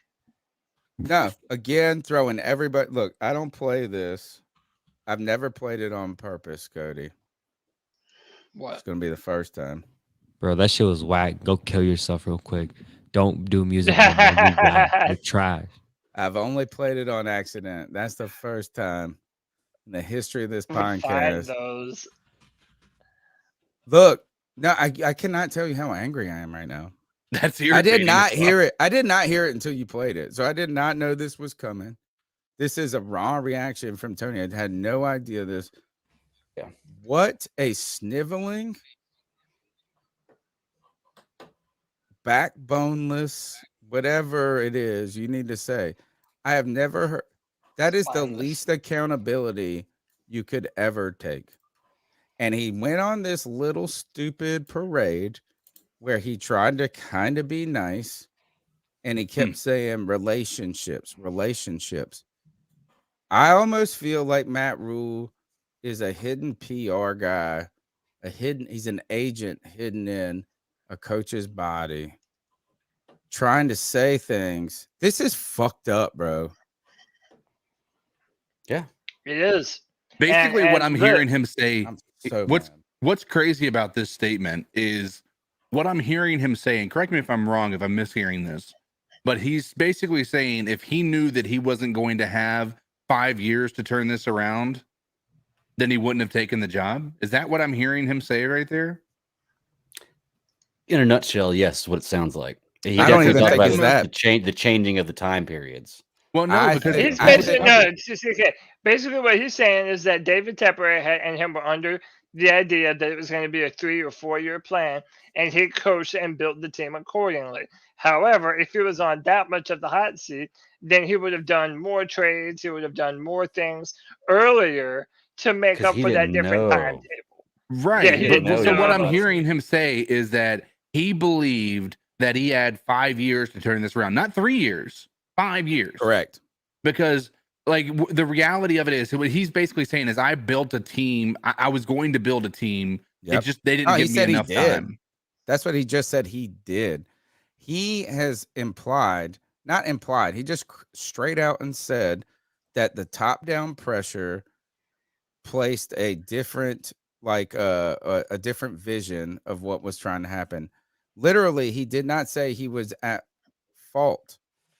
Or not at fault. I don't even need you to say you're at fault. You know what I'm saying? Like fault means like it's there was not a single moment where he gave a little penance to anything you could have done better. He just said it didn't work. He said this. He said, I don't think it was a good fit with people. Tell me who these people are. There's only two. One is David Tepper, and two are the Southerners who are the football fans. And look, my mom's from Queens, New York, but I was born in Winterville. I think I am a Southerner. I just have come to accept this shit. Like I used to think I was Italian when I was a kid. Man, I'm from Winterville. You know, bro. This dude, this guy is a carpetbagger, man. This is he is the darkest moment in Panthers history. Yes, he's a fucking backstabber. The darkest moment in Panthers history. And I know that we can look back to a lot of bad times in Panthers history, but Matt Rule as a whole is absolutely horrendous. He's obviously he knows how to speak, but at the end of the day, he hasn't said once that it was his fault that the team, like I should have been better. I could have done this better. I could have done that. But it was all about if the circumstances had been different, if the situation had been changed, if I had more time, no, you do not come in here and show consistently getting worse. Like that's the thing. You started out, the first year wasn't the worst year in the world. I know we didn't come up with like a winning season, but damn, I mean, no, it was his best season. Year one was his best season. How many games did we lose by just one possession? It was ridiculous, right? All of those things. I mean, that goes the other way. He's coach of the year, right? Then the next year, absolutely garbage. You pick up a guy that's unproven. You pick up his 5th-year option. We can blame who you want to.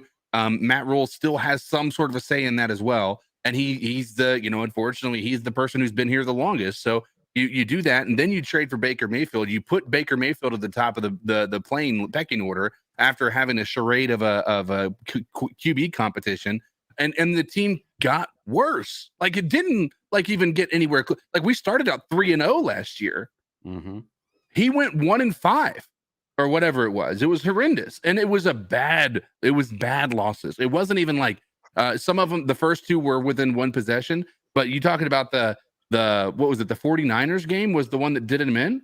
Like that was absolutely horrendous. Like, and it was painful on every possible level. Mm-hmm. The dude is clearly the worst part of this. I have changed my mind about Matt Rule on this one thing, guys. Is and this has been a matter of the last 22 minutes probably that we have been talking about this, or 18 minutes. I have questioned. People keep saying this. I was listening to my friend's radio station, the one I go on, like I listen to them in the car, taking my kids places and stuff. And they were talking about Matt Rule going to Nebraska. And the guys follow this team pretty closely, but not Panther fans, but that's fine. They weren't saying anything ill-informed, but they said Matt Rule is a good college coach.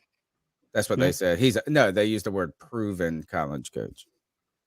And I know I'm anti-Rule at this moment, like to a real degree, especially after I heard this shit. But I messaged my boy on the show. I said, I think that proven might be like, is he really proven at the college level? All right. So he had a winning season with Temple. He had a winning season with Baylor. But like, is that truly proven, or is he just actually done pretty, decent at that moment? You can look at his rank things. I felt like we overly praised him for what he did a little bit. Maybe I'm wrong, but that's how I felt before I heard this, guys. Before I heard this, after I heard this, I realized he is truly a college coach, and the reason I mean this is because a college coach has to be a liar. They have to sell you whatever they need to tell you. If it's on the recruiting trail, they need to sell to the parents They need to sell to the kid. They need to do whatever. But here's where the real line comes in at the college level. The good coaches rub elbows with the boosters. Yeah. They rub elbows. And you know what? It turns out that we Parents. thought that not even the parents, the alum, the rich dude that's going to give $1 million to the sports, to whatever, or 10 million or whatever it is. This is what I just realized at this moment. I thought Matt Rule may have been a preacher, but he's not. He's a fucking not brandy, whatever. I thought you were gonna say bootlicker. But whatever rich people drink, that is whiskey. Bourbon, they're drinking the special bourbon. They're drinking bourbon. Like, he can go from house on Tuesday night, talking with the car dealer and this and that, and fucking stab the booster in the back from the night before. He is a hustler, bro. He's a maester from Game of Thrones. That's exactly what he is. No, looks good on the outside, but he's got some deep. Yeah, telling you. No, maesters are up to some definitely up to some conniving bullshit. No, but Tony, before we go to the rub elbows with these people, dude. And he is a bootlicker. He is a bootlicker. Yeah, that's what I'm saying. He's just a tells you bootlicker. what you want to hear. He does what the boss man says. 3 weeks. Fuck him, man. Yeah. And you know what? I wouldn't trust him, dude. I wouldn't trust him with taking my girl to the store. I'm so glad y'all are on my And by the way, there's this is an excerpt of Flip from his introductory press conference. But I just want to ask, as you're looking to build this program, what types of players and people are you looking for to help you build this program to what you think it could be? Yeah, that's a great question. I look at Nebraska, being a Cornhusker, at the end of the day, look, and with corn, it really is elite. Corn is corn 24/7. Whether it's yellow corn, it's white corn, it's sweet corn. It could be cream corn. Heck, you can throw it on the grill, you can roast it in the oven. At the end of the day, you get candied. You can have candy corn. But I really want guys to pop, right? I really want popcorn. At the end of the day, so good. Looking for people who want to be part of Nebraska, who want to be one of us. I'm really looking for the elite popcorn. So at the end of the day, I'm looking for corn. He should have hit him with a little Orvin Redenbacher or whatever it is. Horrible Redenbacher. I have never been this mad at an individual, I don't think, ever on this show as I am right now with Matt Rule. Yeah, I'm happy that he's no longer. He just lied. He's no longer a problem, man. Yeah, but look, he's a. Can someone play this now? Man. Can we get Panthers drafter to listen to this with us? Oh no, he still lacks Matt Rule, don't you? I know, that's what I'm saying. Oh my god! All right, what's next? I gotta get a fucking mad, dude. I have an idea. Why don't we do some of these cat calls? Well, I gotta get my phone ready. Get into the intro. All right. Well, how about well, it's gonna take a minute. So how about this? But while Tony sets up the phone. I mean, I just had to pick it up. Just had to pick it up. Go ahead, play the intro. I'm ready. Then. So what are your thoughts on catcalling? Yeah, it's pretty. You shouldn't do that to somebody. And how did that make you feel? Very uncomfortable. So how do you think catcalling makes the person feel? It feels good, like. Who's that cat sitting in the back corner with his face buried in his nose? Who's that kid that can use one?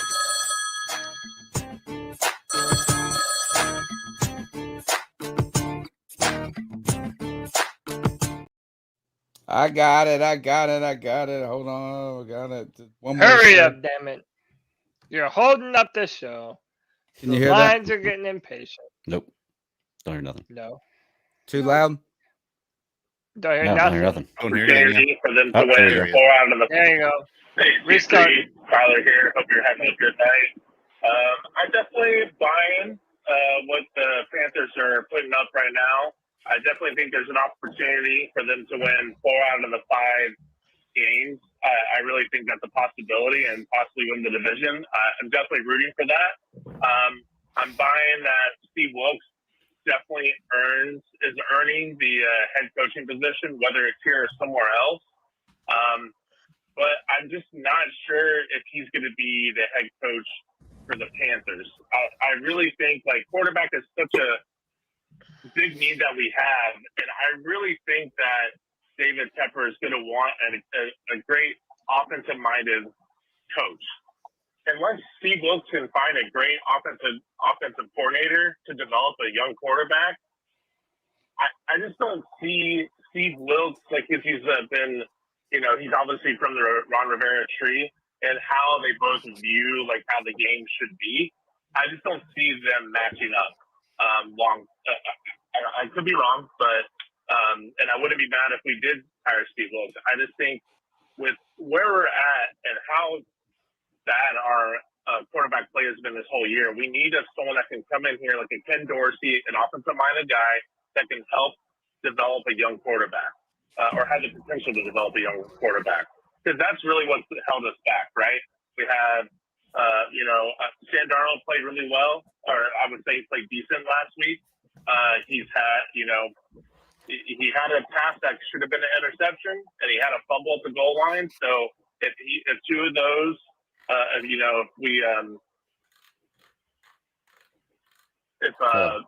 Sam Darnold threw that interception or made that fumble, and the Ravens recovered, we'd be saying how bad and how horrible he played. So obviously Sam Darnold is in the future, but he made it. If we can run the football, him not make mistakes, take a couple of shots downfield, I think we definitely have opportunity to win the games moving forward. I just don't think I'm not going to bet my money on it though. I think that it can happen, but if I'm betting money, it's not going to happen because Sam Darnold, we forget to, remember last year, guys, how absolutely horrible he was. Yes, it was behind a bad offensive line, but decision making, you got to have a quarterback that makes very smart decisions. And I just don't trust him moving forward. So it'll be better than Baker. It'll be more consistent compared to PJ, but I just don't see it happening. Hope you guys have a good one. Keep pounding. That's a fair assessment.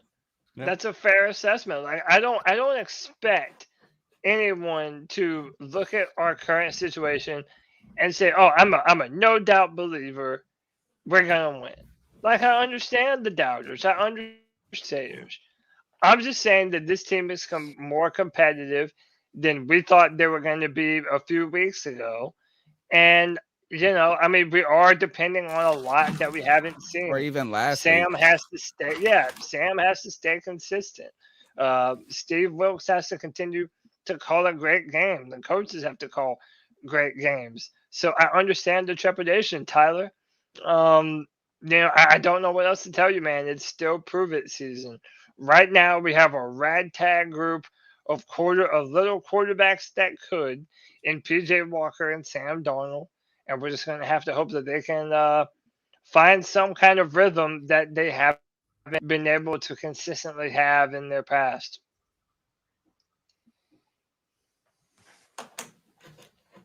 I'm sorry.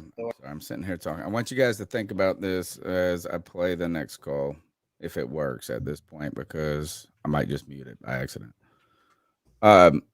2 weeks ago, was it after we were asking if Wilkes had done enough to earn the job? You know what I'm saying? I think we asked that question 2 weeks ago. If Wilkes had done enough to secure the potential job. So, as one more week happens, right, which we just had, where again, actually the last 2 weeks, the Ravens, the defense, then you get Sam Darnold and he get a win. If we were asking that 2 weeks ago, at what point does the question become that much harder to answer? Think about that as I play this call. And I hope you guys are understanding what I'm saying. And I'm just trying to say is that if 2 weeks ago we were asking, what are we supposed to say after he racked up 2 wins with Sam Darnold? Next call. And he hasn't done 2 wins yet with him yet. Hey. You know the fuck it ain't. Boyka. this isn't G Baby, but for the second time in about a month, I've got to address that clown. Yo, G, let me explain to you how the NFL works, because it doesn't appear that you know. All you seem to know how to do is call people dumb when they say something that you don't think is right. It is very hard to tank in the NFL, okay? Which, that is a great thing about the NFL. No one wants a tank, well, unless they're you. But really, who wants that? All right? That's my first thing. Second of all, that is the exact opposite of everything we stand for as Panther Nation, which is keep pounding. You're talking about giving up, throwing your hands up, checking out. For what? A player who ain't done shit in this league? A player from a league that is so different that Nebraska just ignored Matt Rule's shit show that he had here and gave him an 8-year contract? A league where Trevor Lawrence, I'd hate to do it to you, Cody, but I gotta say, Trevor Lawrence in year 2 is 4-7, and he's in a similar situation to what our quarterback is in. He just now, like in his second year, got a real coach. All right, he's in a similar situation to what PJ Walker and Sam Darnold are in. Baker Mayfield isn't in that situation because Baker Mayfield is he has been with the Browns, and he's another example of a first-round pick, a highly touted prospect. And what has he done? And I know you think Baker Mayfield sucks because you said it. He does. And Sam Darnold, what has he done? I mean, yeah, he won that game. I mean, I'm not saying anything about that, but look at Sam Darnold's situation. All right? For every Patrick Mahomes and Justin Herbert and guys like that, there's players like Baker Mayfield and Justin Fields and Trevor Lawrence who they could work in this league, but they need the coach to develop them. All right? And if a quarterback like that was going to save your team in the way that you act like it,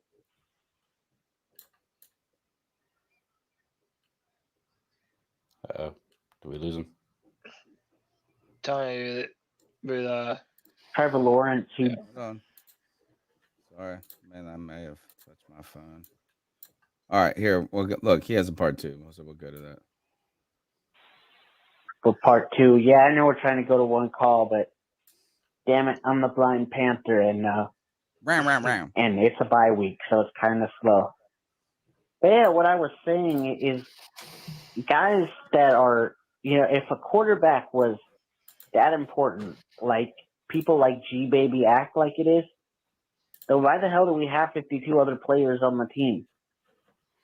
Like, why? If a quarterback is so important that you just intentionally lose all season to draft them, knowing that they haven't played a snap in the league, come on, man. Ask Cody. I really don't understand that one. But anyway, guys, without further ado,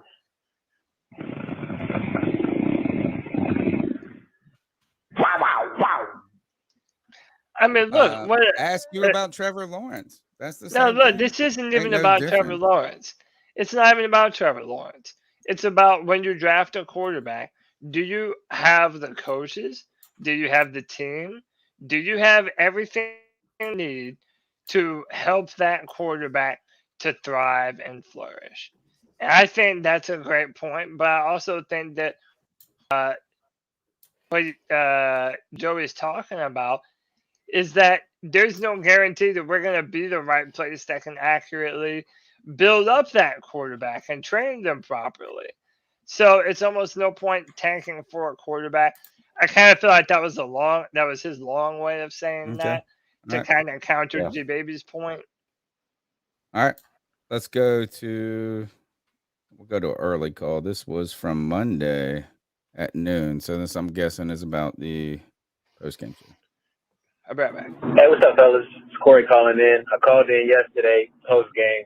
I was still at grandma's house for the holidays, and services not good out there. So I gotta redeem myself real quick. I was talking a little bit about like the, winning division versus a better draft pick angle. And I mean, honestly, like I was kind of hemming and hawing, but like I don't necessarily care too much about having the top two or, one or two picks because it's not that likely anyway. And again, like I'm not huge on Stroud or Young. Like I don't really know what to do with quarterback.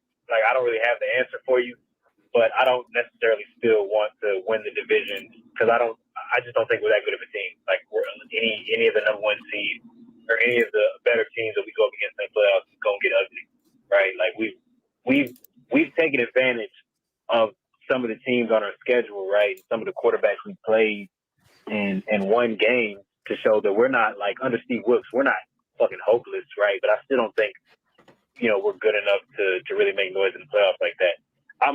So I want to stay within like a top 10 range just so we can get like an elite level talent. But some point that I wanted to make yesterday that I got cut off before I could.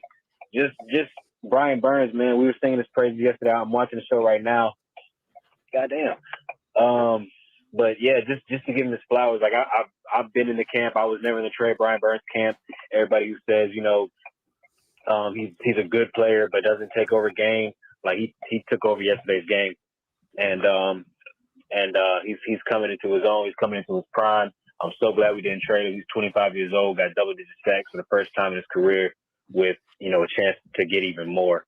And Tony, like to kind of go on your point where you're saying like it could have been like as soon as we went into the year not extending Brian Burns or whatever, like he was always gonna play out this year and see where it goes. So again, it was either trade him or sign him to a big deal. And yeah, now he's a young, great player who's going to sign to a big deal. That's what you do. I'd much rather have him and pay him what he's worth, maybe a little bit more what he's worth, whatever you want to, how you want to do that, than to not have paid him this past summer. So yeah, overall, a good dub is always better on a Monday when the Panthers win. But again, like I don't think we are necessarily a good team. Like Sam Darnold can, do what he needs to do if you have a good running game and the defense is playing well and everything is set up for him. And, I wouldn't even necessarily hate having him as a backup next year too. But like, yeah, I just kind of want to stay within a realm of possibility with this team. That's where I'm at. But then we don't want to win anymore. Then you don't want to win anymore.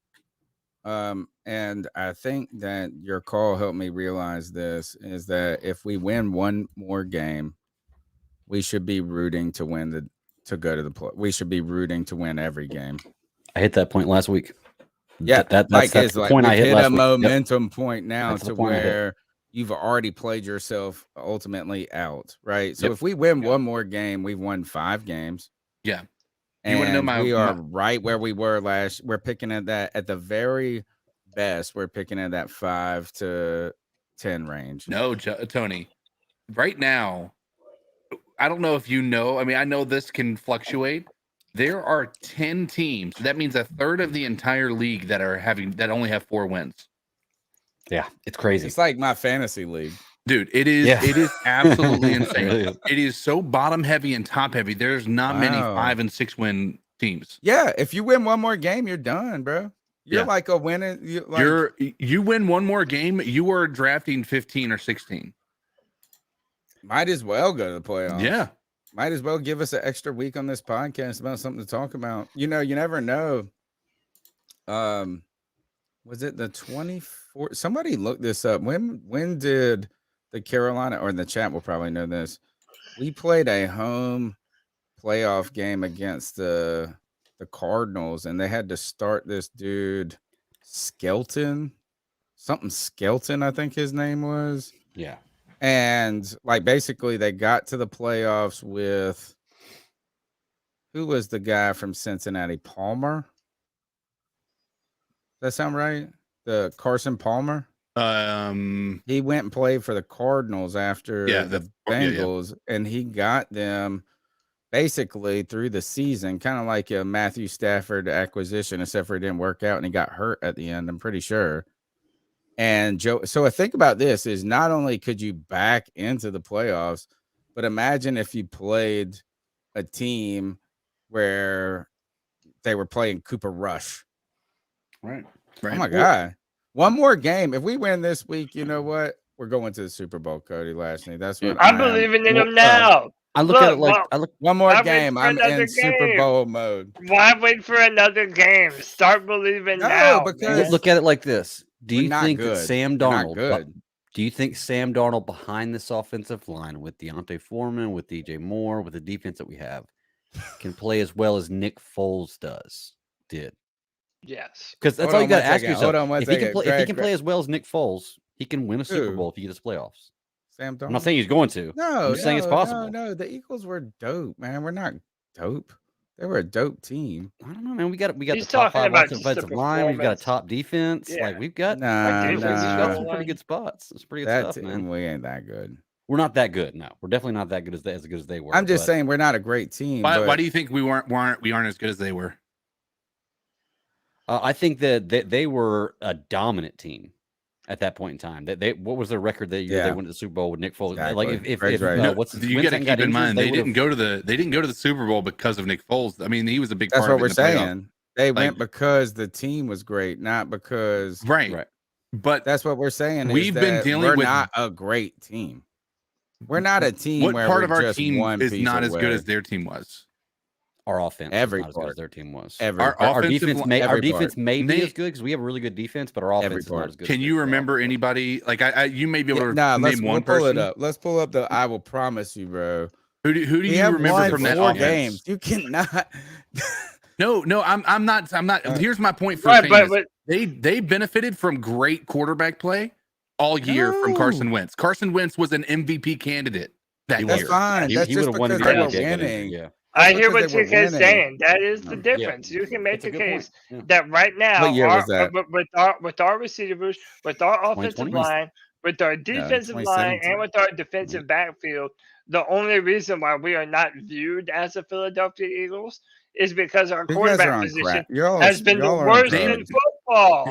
Please don't look at the roster. Name one offensive player on that team other than a quarterback. Do you remember anybody? What year was that? I'm not asking. No, I'm trying. I'm trying to about a remember dominant the team. year, what it was. No, because I don't remember. That's asking me players on a That's a different good team, point. like I 5 or can't. 6 years ago. No, You know, yeah, their that best is player, the point. Nelson Aguilar was their best player. Yeah, on offense. I'd take Yeah. DJ Moore over That's Nelson not true. Aguilar any day. He must have been a rookie. No, he was pretty young. Oh. He was pretty young. He He had was, to have been a it was- rookie. That He wasn't a rookie. No. It was Nelson Aguilar was their best offensive weapon. They had Alshon Jeffrey was. Oh, on yeah, They Alshon have Jeffrey had a Fletcher good year Cox that and a year, yeah. defense on the other side, bro. I remember So, that. It's we like don't have Fletcher we Cox don't have and a Derek Brown. We don't have a Brian Burns. We don't have a J.C. Horn shutting down number one wide receivers. It was 20. Is it 2017? Okay, it was 2017. You know what's funny is, Tony, is you just said that if we win one more game, you're gonna be all in. So if we Yeah, win like one I more want game, them, you're like gonna we- be agreeing with me and CK. How about this? Are we better than the Giants the year listen, that stop. the Patriots Stop, went 15 y'all 16-0? Are we better than that team? Because that wasn't a great team. They backed in the Super Bowl as a wild card, and they went on a wild ride. But I'm just saying, all it takes is a playoff berth and to get hot at the right time. They were All you gotta do is- 13-3 all you gotta do that is win year, 4 bro. games in the playoffs. That's all you gotta do is 4 games. With an Y'all are on MVP track. candidate, Tony, You're they on had an track. MVP 13-3. caliber quarterback. No. Tony's They so were scared. Quarterback. Tony's just so afraid of No all way. these All right, let's dumpster look up fire the teams kid. in the Nope. NFC. Like, which one of them is markedly better than us? That you're like, oh, they destroy us every No, single I'm time. saying you are spitting. It's like offensive. If I was a Philadelphia Eagles fan in a team where they, But you're went not. You're supposed to be a 13-3. Panther fan. No, I'm just trying to look at this realistically. You can't compare the team. They're a 13-3 team. We're the Hurts, yeah. opposite of them. First was We're their the best fucking Their offensive. lost opposite. record. You're just comparing their win and Carson- loss record. No, What was Look, the rest of their division yes, like that you year? are. Just out of 13-3 is curiosity, like the what was most rest of the division? incredible season ever, bro. There's only Because one they other had an season MVP that I've caliber been a part quarterback. of that was better, and it was with the Carolina Panthers. I'm telling you, you cannot shit on a 13 and Nobody 3 is season.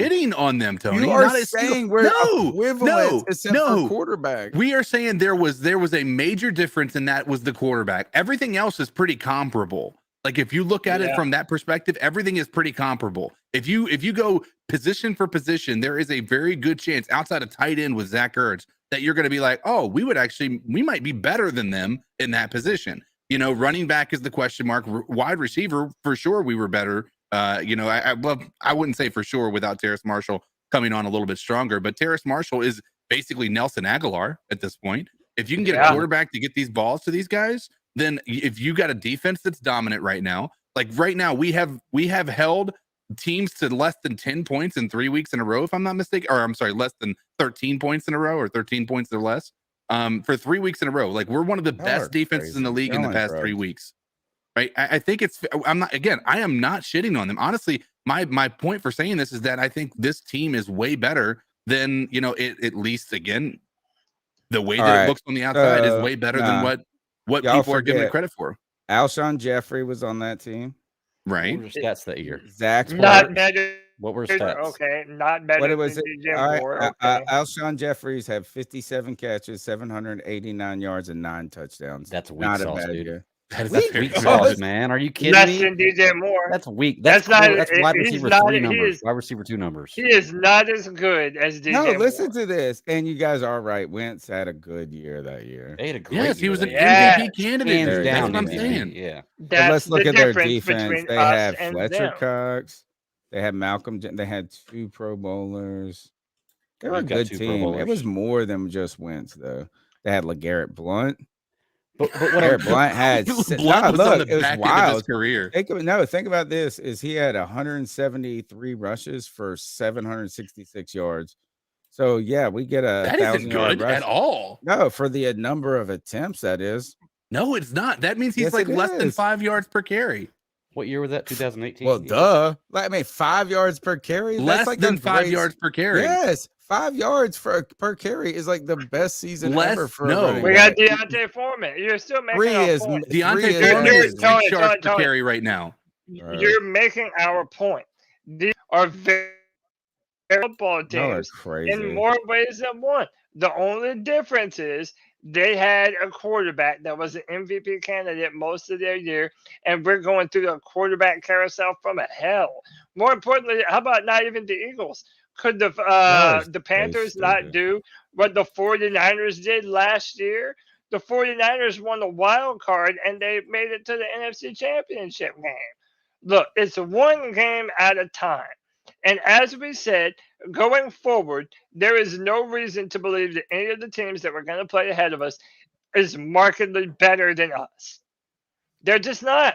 I think we're going to be competitive in every game that we play. Whether or not we win, who knows? But once this team finally gets a competent quarterback, oh, dude, we're off to the races.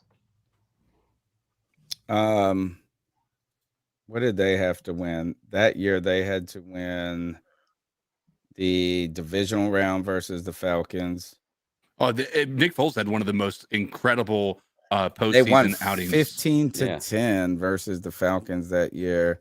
And then when you're I think the one you're referring to is 38-7 versus the Vikings in the NFC Championship. And can I be honest too, Tony? 41-33 over the Patriots. Frank Wright was their offensive coordinator. Tony, you know, if we win this division, we get a home playoff game, we're likely going to be playing the Giants or the Cowboys. I'd much rather play the Giants. Cowboys choke every year in the playoffs, and we can their beat the defense Giants. nasty. The Giants are not that good of a team. We can beat the Giants. That's what I'm saying, man. There's a chance. I just if we think get you guys in the sound playoffs, we can at least delusional win where one we game. have 4 wins and you're not only Tony, you're only looking because at the math the doesn't add win up. losses. Yeah, the math doesn't add up, but it's possible, dude. It's there. The Like, it win can losses happen. is the only thing that you're looking at that's like, oh, they were this good and we haven't won this many games. Yeah, you don't have a quarterback, you're dead on arrival. Now You're we're just hoping saying that we any can given keep Sunday. this Your enough. argument is just a fancy way of saying any given Sunday. You haven't proven at one point how they were a markedly better team than us, other than their record. I mean, I feel like they didn't have a better receiving core. They didn't have a better defensive backfield. Yes, they did. Alshon Jeffrey, Torrey Smith, and Nelson Aguilar is better than who we got. That ain't shit. Do you think Torrey Smith, when he came to our team, this motherfucker forgets how good Alshon Jeffrey was, bro? Do you feel He's like not better than DJ Moore? Where's Alshon Jeffrey right now, Tony? When's the last time you saw his name? He's probably 35 years old right now. Right, I mean, you're where talking is about him Torrey? being like... Where is Torrey? Whatever. Where's Alshon Jeffrey? That's what he asked. But he's old. That's where he is. He's old now. That was 5 years ago. Right, but the point is that he was on the back end of his career. And he also dominant. He just read his stat line. It was not a dominant stat line. Those are not dominant numbers by any stretch of the imagination. No, but when you when you look at actually the way the ball was distributed, listen to this. They had Aguilar had 8 touchdowns that year. Listen to their core, man. And this is where Wentz did have an incredible season. Listen to these numbers. Aguilar went 62 catches for 768 yards, 8 touchdowns. All right. That's a good season. 62 catches, 770, 8 touchdowns. That's more than DJ Moore has ever had in any single season. What does that mean? He's never had a quarterback. Alshon Jeffrey, 57 catches, 789. So he had 800 yards, 9 touchdowns. Then you had Ertz, who had 74 catches, 824. These guys, they 3 had the same exact seasons, 8 touchdowns. Better quarterback play. Well, you know what? Maybe we should go get Carson Wentz this offseason. Fuck no. He's already. Why? Where's Alshon Jeffrey though? Where's Carson Wentz? Carson Wentz got injured and he never was the same again. Great. Well, and Michael Johnson Alshon Jeffrey got injured like 7 times and was still doing that shit. Michael Johnson with the $2 says we've been in this exact situation before, Tony. Just saying. And we did. We won that game at home. In 2014, we got a home game in Carolina and beat the Arizona Cardinals. Why are we all of a sudden not capable of doing a similar thing this year? We've already established that you're not. We've already established that you're not tanking for a specific quarterback in this draft. I'll give so you why 3 couldn't reasons. you do it? 3. You want to know 3 reasons straight up? Let's hear 'em. Cam Newton, Luke Kuechly, Thomas Davis. They were on that team. Okay. I mean, who the hell is on this team team that's going to go into a playoff game and win anything on this team? Come on. I see. We should just let Tony feel his feels and move on, dude. Next call. Still what's up, C3 family? It's your boy, 89J Stubbs. Hope everybody had a good Thanksgiving holiday. Everybody's kind of back at work now and smooth sailing. But happy Victory Monday to everyone. I just want to say that quickly on Steve Wilks. 1, he hasn't lost at home. So when we're doing should he be rehired? Should he not be interim, or should he be the regular coach? There's a couple of things. I think if he can get to 5 wins this year, which is what Matt Rule has done every year, if he can get to 5 wins, which means he had to win one more home game, which he hadn't lost yet. And the home game thing for me is huge. If you can win at home, that's half the battle. And I think that he has a chance to win this, and I trust him. A couple weeks ago, me and Cody had a conversation, and I said, when's the only time you've seen Brian Burns take over a game?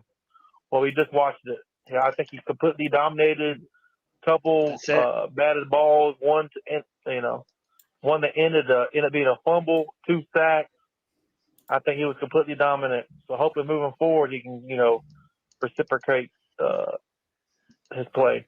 But anyway, guys, that's my thoughts. I hope Steve Wilks can win the next 2 home games, and the rest could be history. Because I think we got, even someone like C.J. Henderson, they're putting him in position to play good football, and that's all I want. You said this. Anyway, guys, later.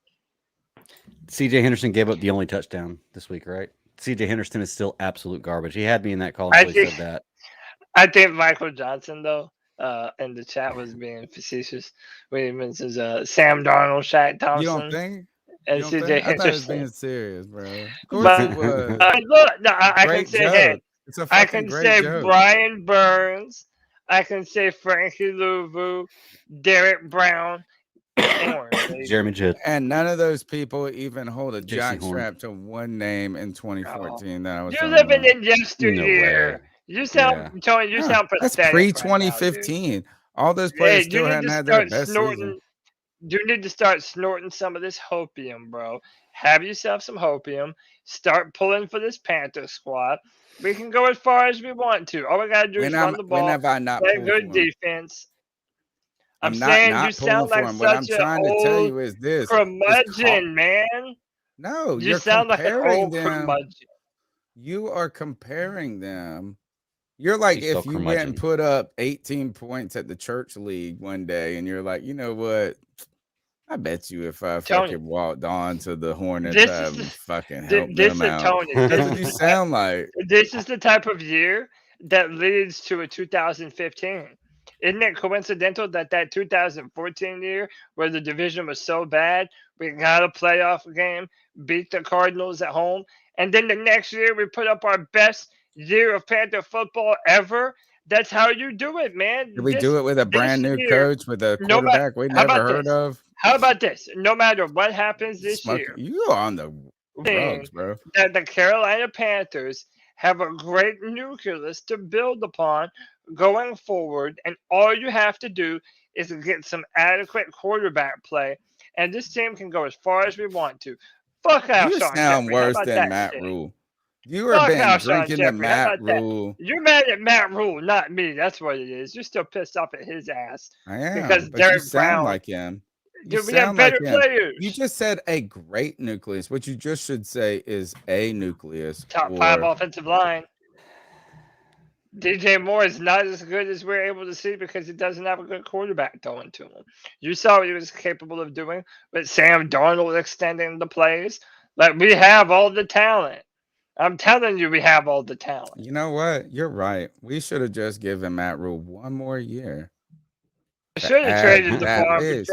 All Matt Please Rule don't say we should have needed- traded for Trevor Lawrence. Don't ruin this We should conversation. trade for Trevor Lawrence. What do we Don't need? ruin the Let's trade for dude. Trevor. I'm behind you so far until you start talking crazy like that, man. Let's trade for But Trevor. here's the thing: you missed this. The coach too, because here is what are we missing? Because if we're just missing those two things, then we should have just kept Matt Rule and got him. No, But you know that's not the case. You're doing it's deeper than that. It's deeper than two things. You're gaslighting now. That's 100% what you're doing. We I have don't a even really damn know what that good means. team. I feel like you're gaslighting me. No, you're trying to say that I make a point that I'm not saying. No one said that we needed. You Matt said you Rule were for 2 another year. places away. We pieces have away. a good nucleus You of. said great. Yeah, our offensive line is the top 5 pass protecting T-Bag. offensive line. Is it nucleus or nucleus? Dude, the chat has got me tripping I know, I'm tonight. just doing the George Bush thing. Oh David my God. Screws. David Screws says, "I agree with you, Cody." Bump Tony. Bro, no, Yeah, of listen to course. Daniel Castro. This is look, the chat got me fucking tripping tonight. T baby is back. You T baby, and All right, let's go that's to why this. you Love it. like G baby Love so it. much. You're right. You're right. Next call. My brothers, how you guys doing? Not Nick, gonna lie, I've Yeah, missed you good, guys. man. Been a little MIA the last couple of weeks. Looking forward to the Friday free for all, but man, this year has been a fucking year. Okay, just everything that's happened, all the injuries that we've had, which, let's face it, compared to some of the NFL, it's been next to nothing. Okay, yeah, we've had a couple of guys go down. But I mean, in reality, who have we lost for the season? We lost a kicker who we replaced. Okay, and then we also lost Dante Jackson, who we never should have re-signed him anyways. Sorry, guys. Sorry. I know I'm going to piss somebody off. And then we had the issue with Matt Corral, but, we had Baker and Sam, and the plan was never really to start Matt Corral this season anyways. So it's not this season has been a season. Firing Matt Rule, changing over to Steve Wilks. But guys, we fixed the O-line. Yeah. I'm not going to lie. It was something that I didn't think that we'd be able to do in one offseason. But sure as shit, we fixed that O-line. Yeah. Okay. So I can live with the QB conundrum that we have right now. The fact that we fixed that O-line, I am more than happy about. Okay. And let's face it, we're now finally giving Sam a chance to sit behind a good O-line. Something that we should have done last year. We are basically a year behind where we should be. The only problem is we are going into next year without knowing who our starting quarterback is, and that is a big, big problem. I don't want to see Sam back. I don't want to see Baker back. And I wouldn't necessarily mind having PJ as a backup, or if he can compete for the starting role and get it, hey, I'm for it. Because I think that dude with an offense tailored for him could be dangerous. Okay, yes, he's had a couple of off weeks this year. But I think with a little bit of time and an offense that's actually geared towards him, I think he'll be just fine. But curious to see what's going to happen with Sam. My money is that he's probably going to be named the starter the rest of the season. And I hope Wilkes names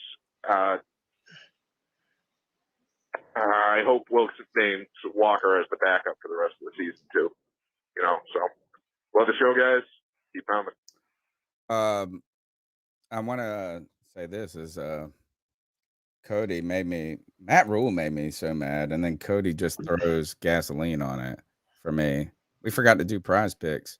Oh. But in good news. Hey, before we do, can you read this from your bastard son? He started his take as much as you read his donation since he's your fucking illegitimate progeny over here. Well, I will read it because this bitter losing Clemson fan over here won't read it as they got beat by South Carolina.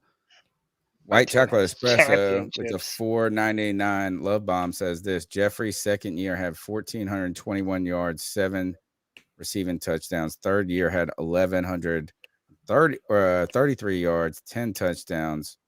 He had 24 TDs in his first 4 years. DJ through his entire career has had 14 receiving touchdowns. Put some respect in Alshon's name.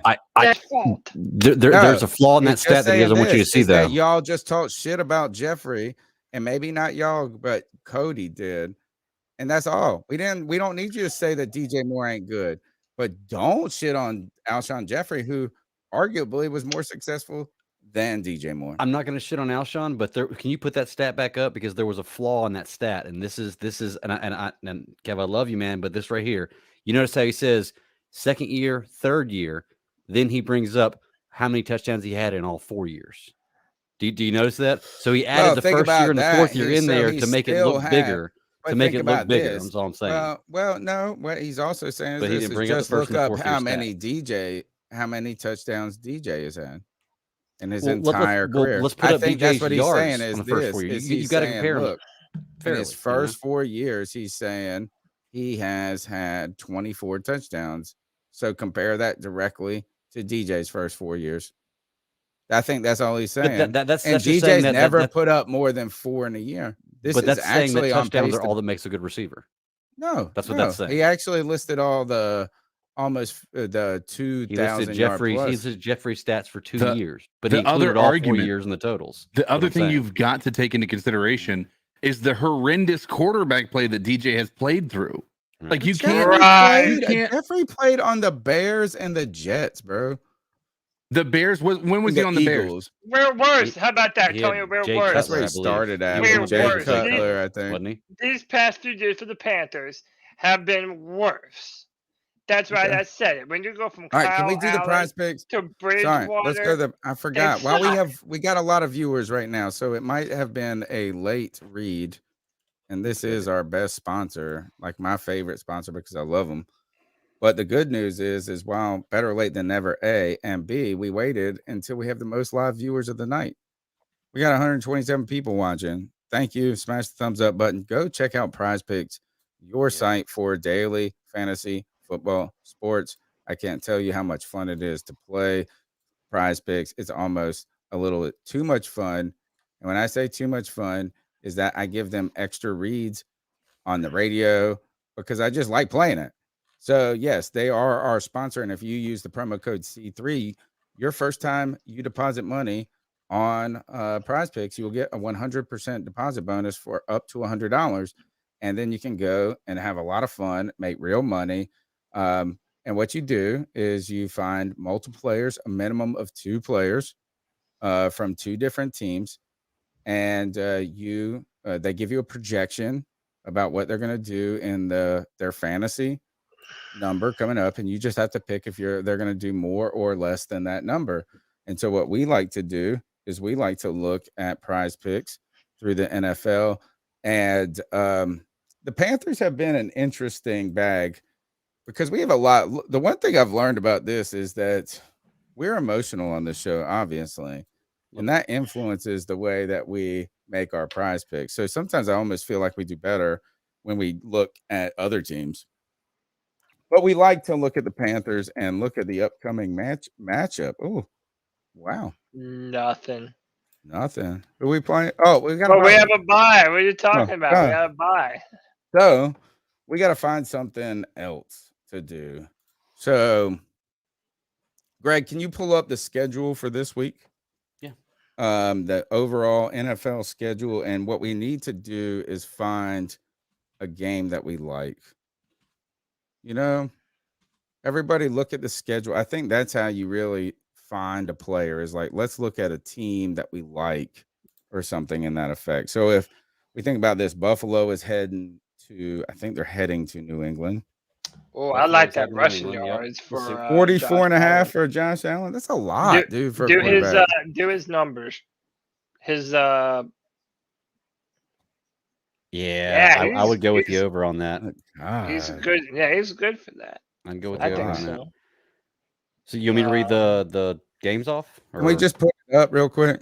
Can we just can you share it? And then everybody, Cody, we'll all look at this real quick and just eyeball 2 or 3 games that we are interested in, and then we'll look at the numbers going down. Oh man, week 13 right here. So got Bills Patriots Thursday night game. Jaguars and Lions. Get Travis Etienne to run all over Detroit. No, he's just hurt. give Trevor Lawrence the above on everything. He hurt. Travis Etienne is hurt, dude. Went out after 3 plays in that game and a foot injury. He thinks he's going to come back. He's done, bro. Right now, if you want to get on the Jags, you got Trevor Lawrence versus, is it in Detroit or in? Yeah, it's in Detroit. 240 yards passing. Christian, you know what? That's not a bad number because Detroit's offense. They have a horrible defense, though. Horrible defense. Right. And their offense is good. This could be a shootout. I'm going to put him on the list right now because do I like the numbers. That. Let me see his numbers. 240. Easy. Yeah. Let me see his numbers. Hold on. Yeah, I would take that. Wait, don't act like you're a prize pick veteran. All right, let's go back to I would take that, man. Why not? No, I'm interested in it. I'm putting it on the list. Let's go back to the schedule. So we had the Jags, Lions, Titans, Jets, Vikings. You know what? I don't love the Jets Vikings game because Vikings, you're going to want to take every offensive player, and the Jets defense has been pretty good. Or not pretty good, very good. Go and look up the tweet about the Jets, guys, where their first round class this year. Like, they have like 6 starters from their draft, dude. And they're all fucking slaying it. Yeah. Like, those drafts crazy. It's wild. They got like one of the best rushers. They got the best core. Well, yeah, Sauce Gardner. There's no game. Look that tweet up. Hey, look Not up this Seattle. second. Y'all listening. Look up Seattle. Look up Seattle on PrizePicks. All right, who they playing? They're playing the Rams, and the Rams are trash. Seattle. Yeah, the Rams are a pretty safe bet to be a garbage team. I'm pretty sure the Rams have decided they're tanking the rest of the year. Do You're not going to have Walker? 65 and a half. That's No, let me see his numbers. Let me see his numbers. Oh, wait, he killed it, bro. He's done that, won that. Oh, last 2 games he hasn't. He still had touchdowns, no? But they're playing the Rams, dude. Look up. Will you look up, Greg? Will you look up? Actually, I'll look. Somebody look up Kenneth Walker's stats. I got him on my fantasy team. All right, let's pick another. I don't like anything off of that right now. I don't feel good about any of that. What do you want to know about his stats? What he did over the last couple of weeks. They said he only hit I mean, I feel like he had 26 yards last week, 17 the week before that, and 109 the week before that. Well, look, he had 2 touchdowns. See, that's the thing is no wonder he hasn't had a ton of yards, but he still gets. All right. The 49ers yards. The dude is less than 2 yards per carry. I know. Well, that's yeah. All right. Another good game to think about would be. I think that Nick Chubb 90.5 against Houston. I think Nick Chubb's got a good shot of getting 100 yards against Houston. Yeah. First Deshaun Watson game back. Do they Deshaun Watson just hand the ball off the entire time? They should. He should hand the ball off just about every time because he hasn't played in over a year and a half, and Nick Chubb's the best running back in the NFL. Okay, give me another good game too. Let's see. Austin Eckler, what's his stats look like? Because he's actually like the top number 3 back in the NFL. Austin Eckler, believe it or not. Fantasy wise, at least. I don't know about real life, but fantasy wise, he is. I have the number 2.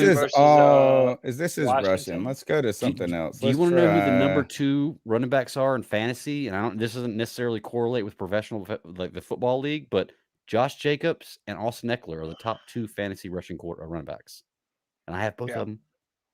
Oh, you know what? I would take the less than on this probably. Deshaun. You can do it. You can do 2 Browns players. Yeah, I probably would too, just based on where. I don't know if I'm gonna how good I feel about it right here.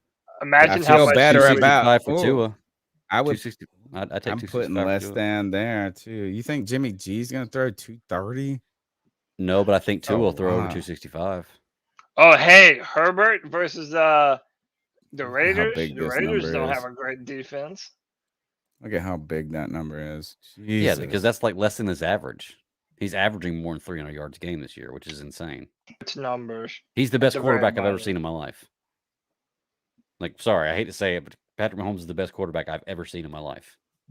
So, I don't know, man. Good God.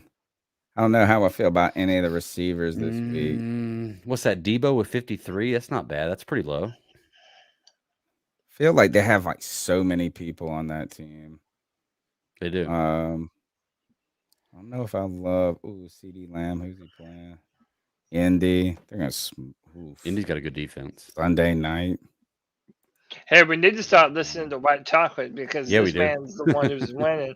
He said Christian Kirk 65 yards versus Detroit. That's a damn good one. Taking the less on that or the more? Yeah, but Zay Jones was the star last week. They have 7 people though. I agree with White Chocolate. Christian Kirk, that's a good number. All right. Yeah.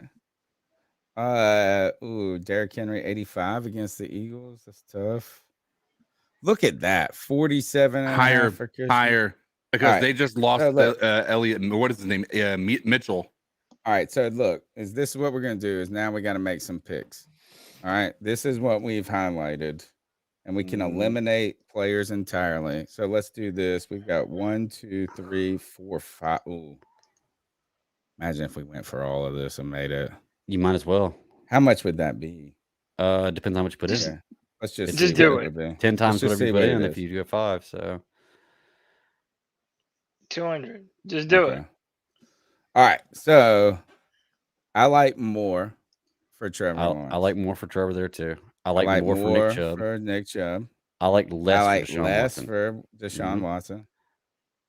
That one I like more for CD Lamb, to be honest. Just destroying Indy. What's his stats? Or are they just going to run the ball against him? He's not that great. I mean, he's yes, a pretty good guy. He's fucking incredible. He's not. See his numbers.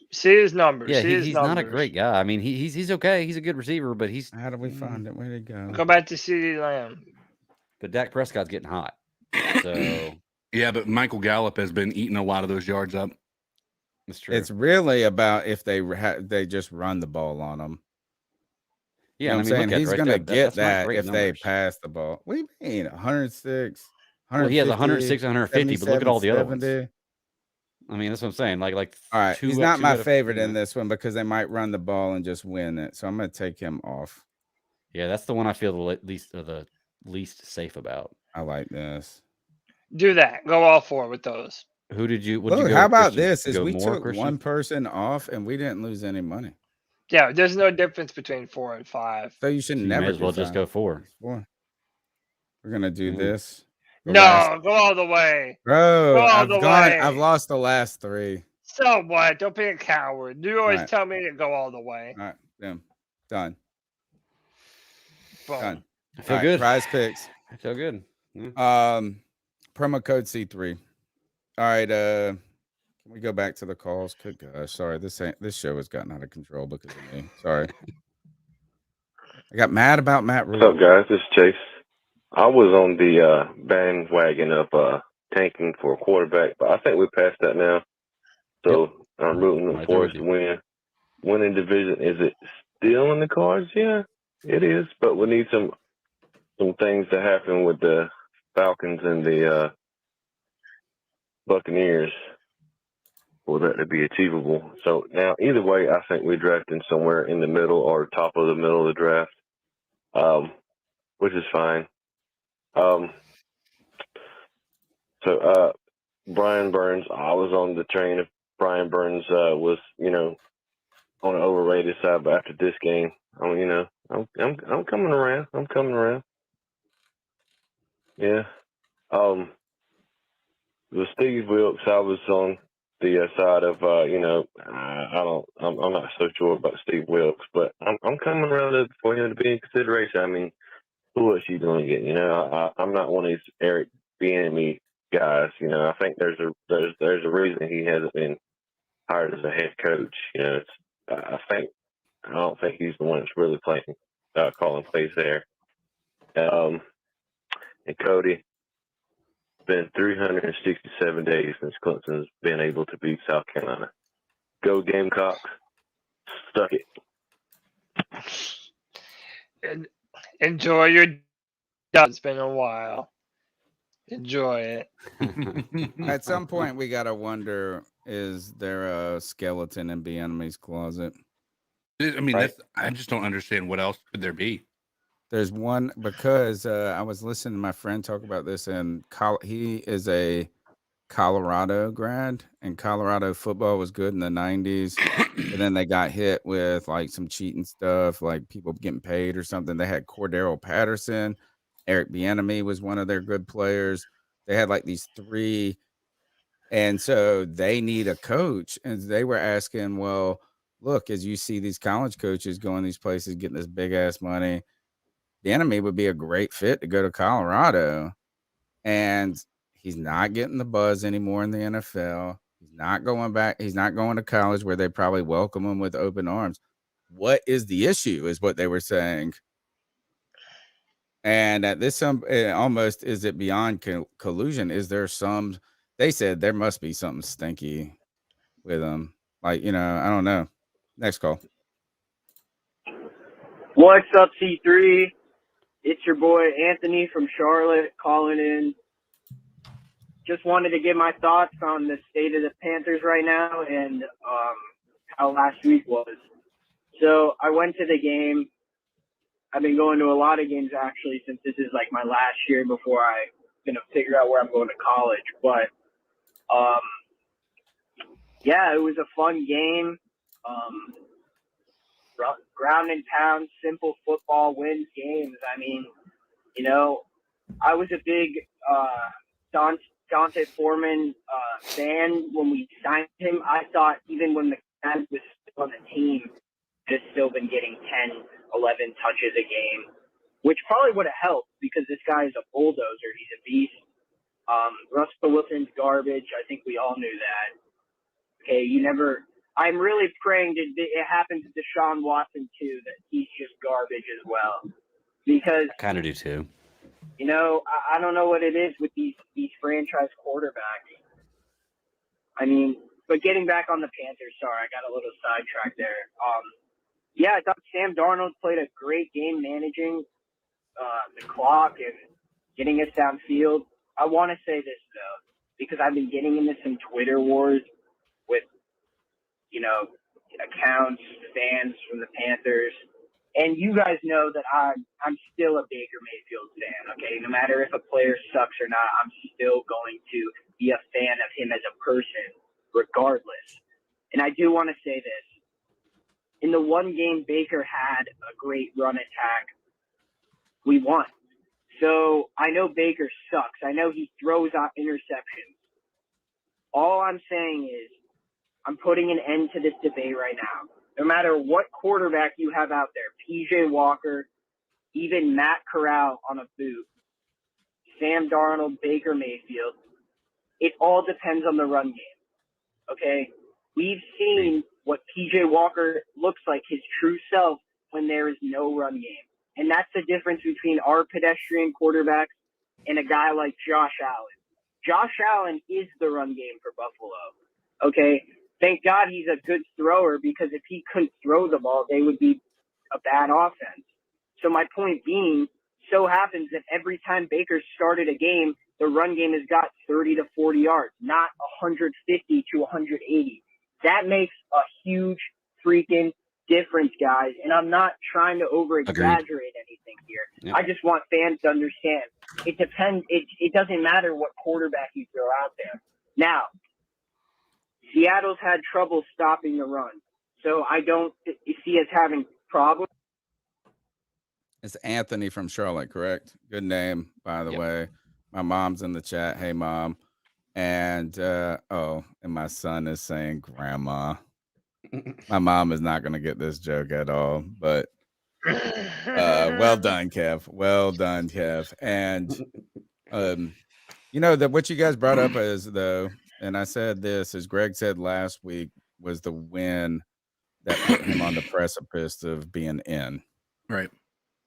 And I want the team to win every week. What I'm just saying is this is like, I mean, each win that stacks up, now we just might as well win another one. Right. We're past the point of tanking. Like there's no point in tanking now. You might as well try to win. You don't tank. Like we just turned out to be too good to tank. How about that? We fired our coach. We got Sam Darnold in there, and now we're too good to tank. Yeah. What kind of bizarre world are we living in? There's no one to tank for, man. No, we can't tank. We're too talented. Like you said, we're going to win the Super Bowls. That's what I'm saying. All those things. Yeah. I mean, like, there's no we reason. can't tank when we're as good as the 2017 Eagles. But hey, how Carolina Panthers would it be for this to be a year that we went to the Super Bowl? Like how that would be a Carolina Panthers thing to do, to start the season 1-5 and then go to the Super Bowl. No, it's not going to happen. I'm not saying we're going to the Super Bowl. We went to the Super Bowl, we were good teams, though. Has a team with a losing record ever won the Super Bowl? I think the Giants did. Didn't have a losing record. The Giants are the only wild card team they ever. They were a wild card. They were a wild card. I think they still had more losing wins than losses, record. though. Yeah, they did. They were 9-7, I think. Chat, tell us. There's never been a this. losing team or losing record, I don't believe. So, like, you're also. I think this is at this point is a win next week just means a win after that means we should just try to get a home playoff game. And think about this: Tepper would win monetarily if we got a home playoff game. Oh yeah. What are we gonna do? What are we gonna do? Pull against the Panthers being in the playoffs just because our billionaire owner is gonna reap the benefits? Like he's gonna reap the benefits no matter what. He reaps the benefits every year. Right. Like we can't win without him winning. Yeah, so it's like that's a zero-sum game. But like you said, Tony, we're far too talented. And one of the most I was being facetious. No, you're right. We're far too talented. And the fact of the matter is, Trevor Lawrence in this year's draft, dude. Oh so my God. There's really no. If I have to see that baby face girl one more time, man, goodness gracious! Dude, like I've never wanted to punch a girl so bad. Like, never wanted to punch I'll a tell girl you so what, bad. the picture of her as Trevor Lawrence as a female. Yeah, Not far off. Looks exactly the same. Not far off. Looks No. exactly the same. Bro, we thought Tadisha was bad. I wish they did this with Tradisha. What do we call it? I called her Tadisha. Tadisha. But what is this? What is this? Cody, I'm gonna do this with Baker Mayfield, but I'm gonna say fourth quarter, week 1 on the stat. Like, I'm not gonna put full stats on there. I'm gonna cherry pick. I'm gonna cherry pick the good times he had. Baker's not doing this. I'm not saying Baker's that good. What I'm saying is this is cherry picking. This is cherry picking. This is 3 weeks. This is 3 weeks of what? 24 games he's played. This is cherry picking. Is what this is. No, I don't even think it's. You're doing what Skip Bayless does right now. It's not cherry picking. The past 2 weeks, he has been one of the best cherry picking. In the past football. 2 weeks is the key. One of the best in that quarterbacks in football right You're now. cherry picking. I bet you could have said that about Tyler Heineke. Let's see how he finishes. Taylor Heineke at some point. No, there's a difference. Hey, guess what? Mike White was the best quarterback in the NFL last week. The best quarterback in the NFL. Mike White. Who? White from the Jets. He was the best quarterback in the NFL last week. Go look up the stats. Right. Let's go sign him to a 5-year deal. Yeah, that's what I'm saying. I'm so glad that this isn't cherry picking. Right now, it's one of the best. 3 weeks out of 24 games is cherry picking. In football, you're taking an right eighth of what he's played. You're taking 1/8 of the games he's played and saying he's the guy. No. Yeah, his first year under a good head coach. Season, and now he's finally starting to turn it on. At the end of the season, if his stats look like this, still in the tops like this, then I'll agree with you. Because that's what, 11 weeks? All right, he's on the right track. You're right. He's on the right track, baby. But I'm not crowning him until he gets there. That's all there is. Who's crowning him? I'm just saying, if there was a Trevor Lawrence in this draft, then maybe you would want to tank for him. But there isn't. That's I'm just saying this is that if y'all sound triggered. If a man played in a female sport and competed, I think that the world would go crazy. They would say this is not right. Men cannot compete against girls. They're gonna win in swimming and racing. I think it's remarkably progressive that the Jaguars are letting a girl be their quarterback. Yeah, I thought that we were wild. We were progressive, with our top cats, but Trevesha or whatever her name is, Trina. Not only is this girl in the NFL just catching fire, bro, but 2 of the greatest games ever. Steve Young, hold my beer. She a bad bitch. What's up? She bad. All I could think of is Dazed and Confused with this and the hair. This and the hair. Next call. Dude, he's the man. What's going on, C3 Nation? It's your boy Jay Anderson. Y'all up. I want to give Steve Wilks a shout out, man.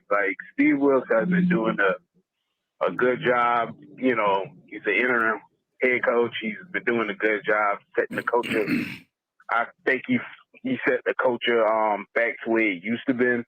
I mean, granted, he doesn't have the players that he wanted, and, to take over like this and, setting the culture, Panthers football, kind of like feeling back to the Ron Rivera, John Fox era. That's good.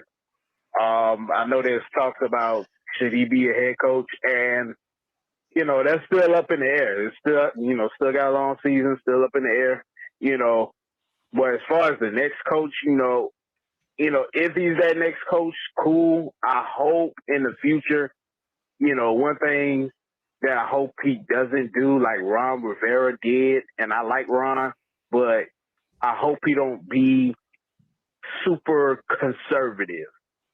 And I know a lot of people when they're talking about, we need an offensive-minded coach. Well, a lot of times, a lot of offensive-minded coach can be, too aggressive. That they don't, you need a coach. Basically, the next coach need to be there are ways to be there are ways to be aggressive, and there's ways to be conservative. It's football situation. So, hope the next coach will have, can be, both of those. on the Matt Rule, him getting a new job, man. I mean, congrats to him. He back in college football, where he belongs, because he doesn't belong in the NFL to me. He's not an NFL guy. I'm sorry, but he's a college guy. And his sermon, press conference, is quite the same thing he did in Carolina. But like I said, this press conference in Carolina fit for a college, fit for a college thing. So college is where he goes. So, hey, more props to him. He back the way he should be. Ivan. Hey, I just wanted to put this stat up there since we're not cherry picking. This is over his whole career. 5-20, worst record among quarterbacks in the NFL, drafted number 1 overall through 25 career starts in the common era. Jaguars, dude. You can make excuses all you want to, but these are the stats. Look, you know what? That's the same Jaguars. The same Jaguars he's played those 3 games with. The same Jaguars he's been playing those 3 games with. He's been the best. Are these Jaguars? So you can't use them in one hand and not use them in the other. He's had the same Jaguars the last 3 games. Can we ask a question here? Oh my God. How does he compare to Gardner Minshew with basically the same team? Ooh, let me pull that up. Because Gardner Minshew's better. They're the Jaguars. Exactly. Now, if you take his numbers, I'll do everything. I put every number. Let's put every number straight head to head, baby. I got money on Minshew.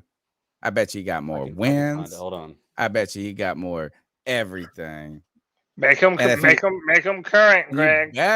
You better have those last 2 games. I don't want to see those Trevor old Lawrence games. I've seen that shit before. Dusted here. Finish out these calls. Kev, here's your grandma. She thinks that you guys are gonna love this. Just want to say I love you guys and keep it clean. Have a great show. Mom, done. Thank you, Joanne. Yeah, Joanne does. She loves it. Give us your address too, moms. Should have hit him with the Pancini, Joanne Pancini. Water. Yeah. She's fun. She does. Look, she's rooting for us. Water. What's that got to do with anything? Oh, I am. I'm drinking Diet Dr. Pepper. Here we go. So much water. Actually, well, there's water in it, and there's water in it. Is that new? Go, buddy. First 14 games. First 14 games of their career. No. We're not doing first 14 No. First I want relevant numbers. I want numbers that also include the past 2 weeks. If that doesn't, then you're just cherry picking. That's not just cherry picking. How many games did Gardner Minshew play for them? We'll keep going. Don't worry. We'll keep going. Keep looking up. Let's play the next call while you look it up. You can go to those 300 yards. You're not incorporating his best numbers. Yeah. That's fine. Add 300 yards and 3 touchdowns to his stats. His best numbers. Let's go ahead and add it to it. Yo, add it to his stats. What's good? This is JD864. Hey, I just got off work. Had a few minutes. Was watching Aaron Duncan's film breakdown of this past Sunday's game. Looking forward to this tonight's show. I see that the title of it is buying or selling. You already know I'm buying.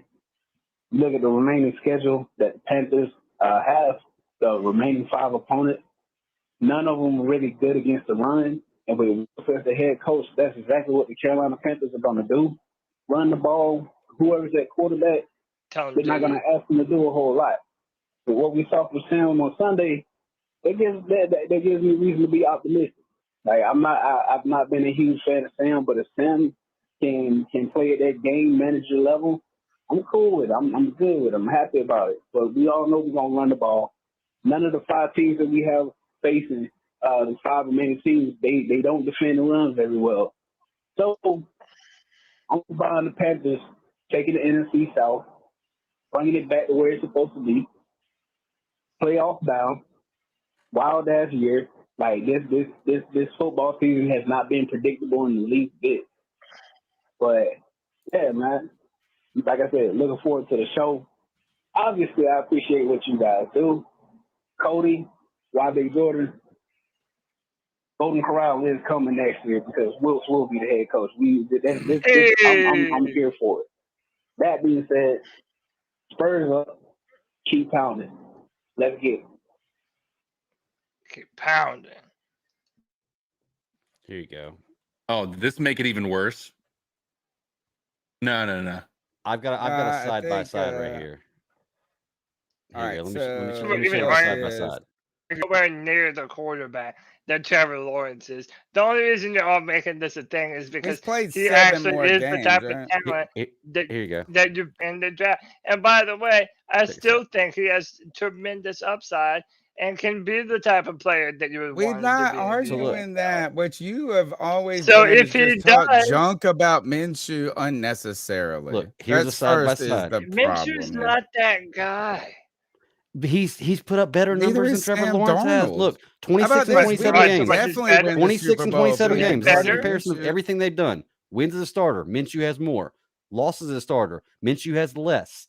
Ties as a starter, they're the same. Minshew has a higher winning percentage. He has a higher passing completed percentage. He has more yards. He has more touchdowns. Like This is all everything about this, current. he has less interceptions by half.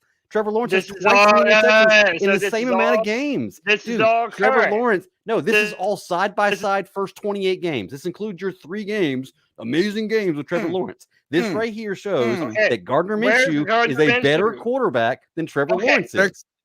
He's not a I'm better saying, look, quarterback than Trevor Lawrence. Oh my God, you then got why does No. he beat him in every stat? He Then, played Cody, for he the beats him in Jaguars. every How single could you stat. know? Where's Every Played on single the stat. Look at Where's that. Gardner Jaguars. Minshew? Gardner Where's Minshew, Gardner yards Minshew right gained now? more. What team is he Yards on? per attempt Oh more. What my team is he Yards on? like Gardner winning Did you think Minshew they drives. would might go actually with win the Gardner Super Minshew? Bowl. Look, winning drives. Gardner Minshew 3.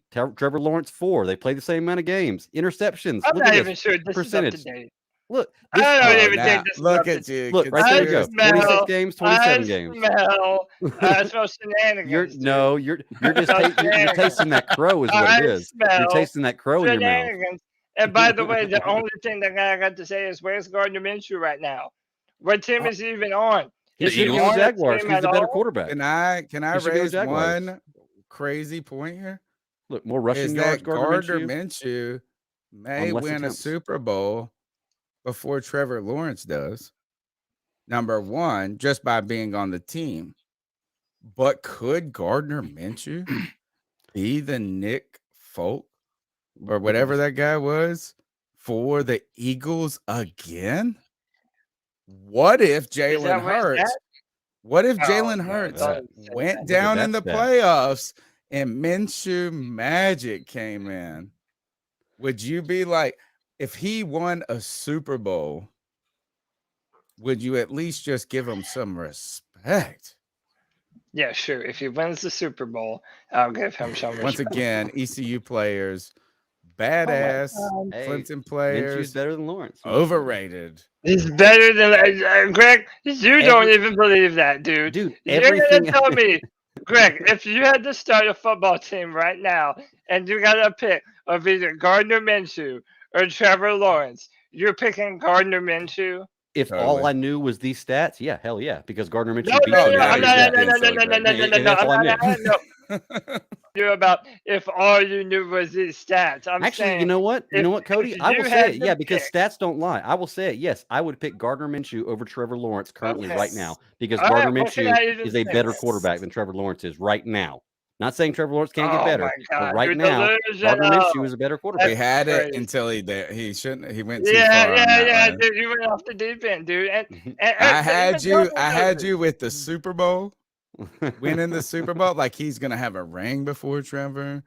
He could. Yeah, What if no, he you was? If he can't. comes in as the You went off the backup deep and end. they win again with a backup, that would be wild. That would be nuts. Yeah. But we would not draft him over Trevor Lawrence. Trevor No, I Lawrence, wouldn't no. do that. No, But no, I no, would draft over him. Sam Darnold. I would over Sam Darnold. Next call. Yeah. Hello, everybody. It's me, C-Dog 1983. I hope everybody is C-Dog. having a terrific Tuesday. C-Dog. Now, whenever you come in here, make sure you hit the like button. Make sure you subscribe to the Hey. goddamn content.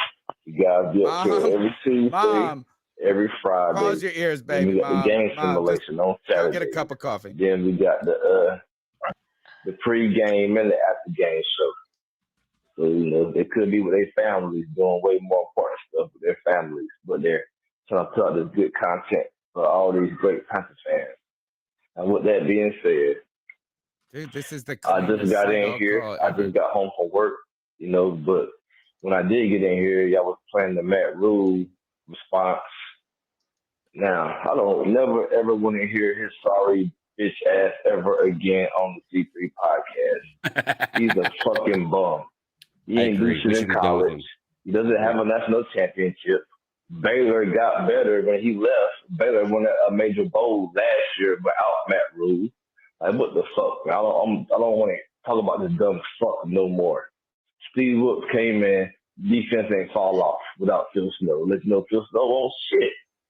So I don't want to hear no more about goddamn Matt Rule. I want to hear about Steve Wilks or whoever, but I don't want to hear no more about this fucking bum. You know what I'm saying? Fuck Matt Rule. That sorry ass fucking excuse he had, dumb ass motherfucker. Now the Nebraska stuck with his dumb ass.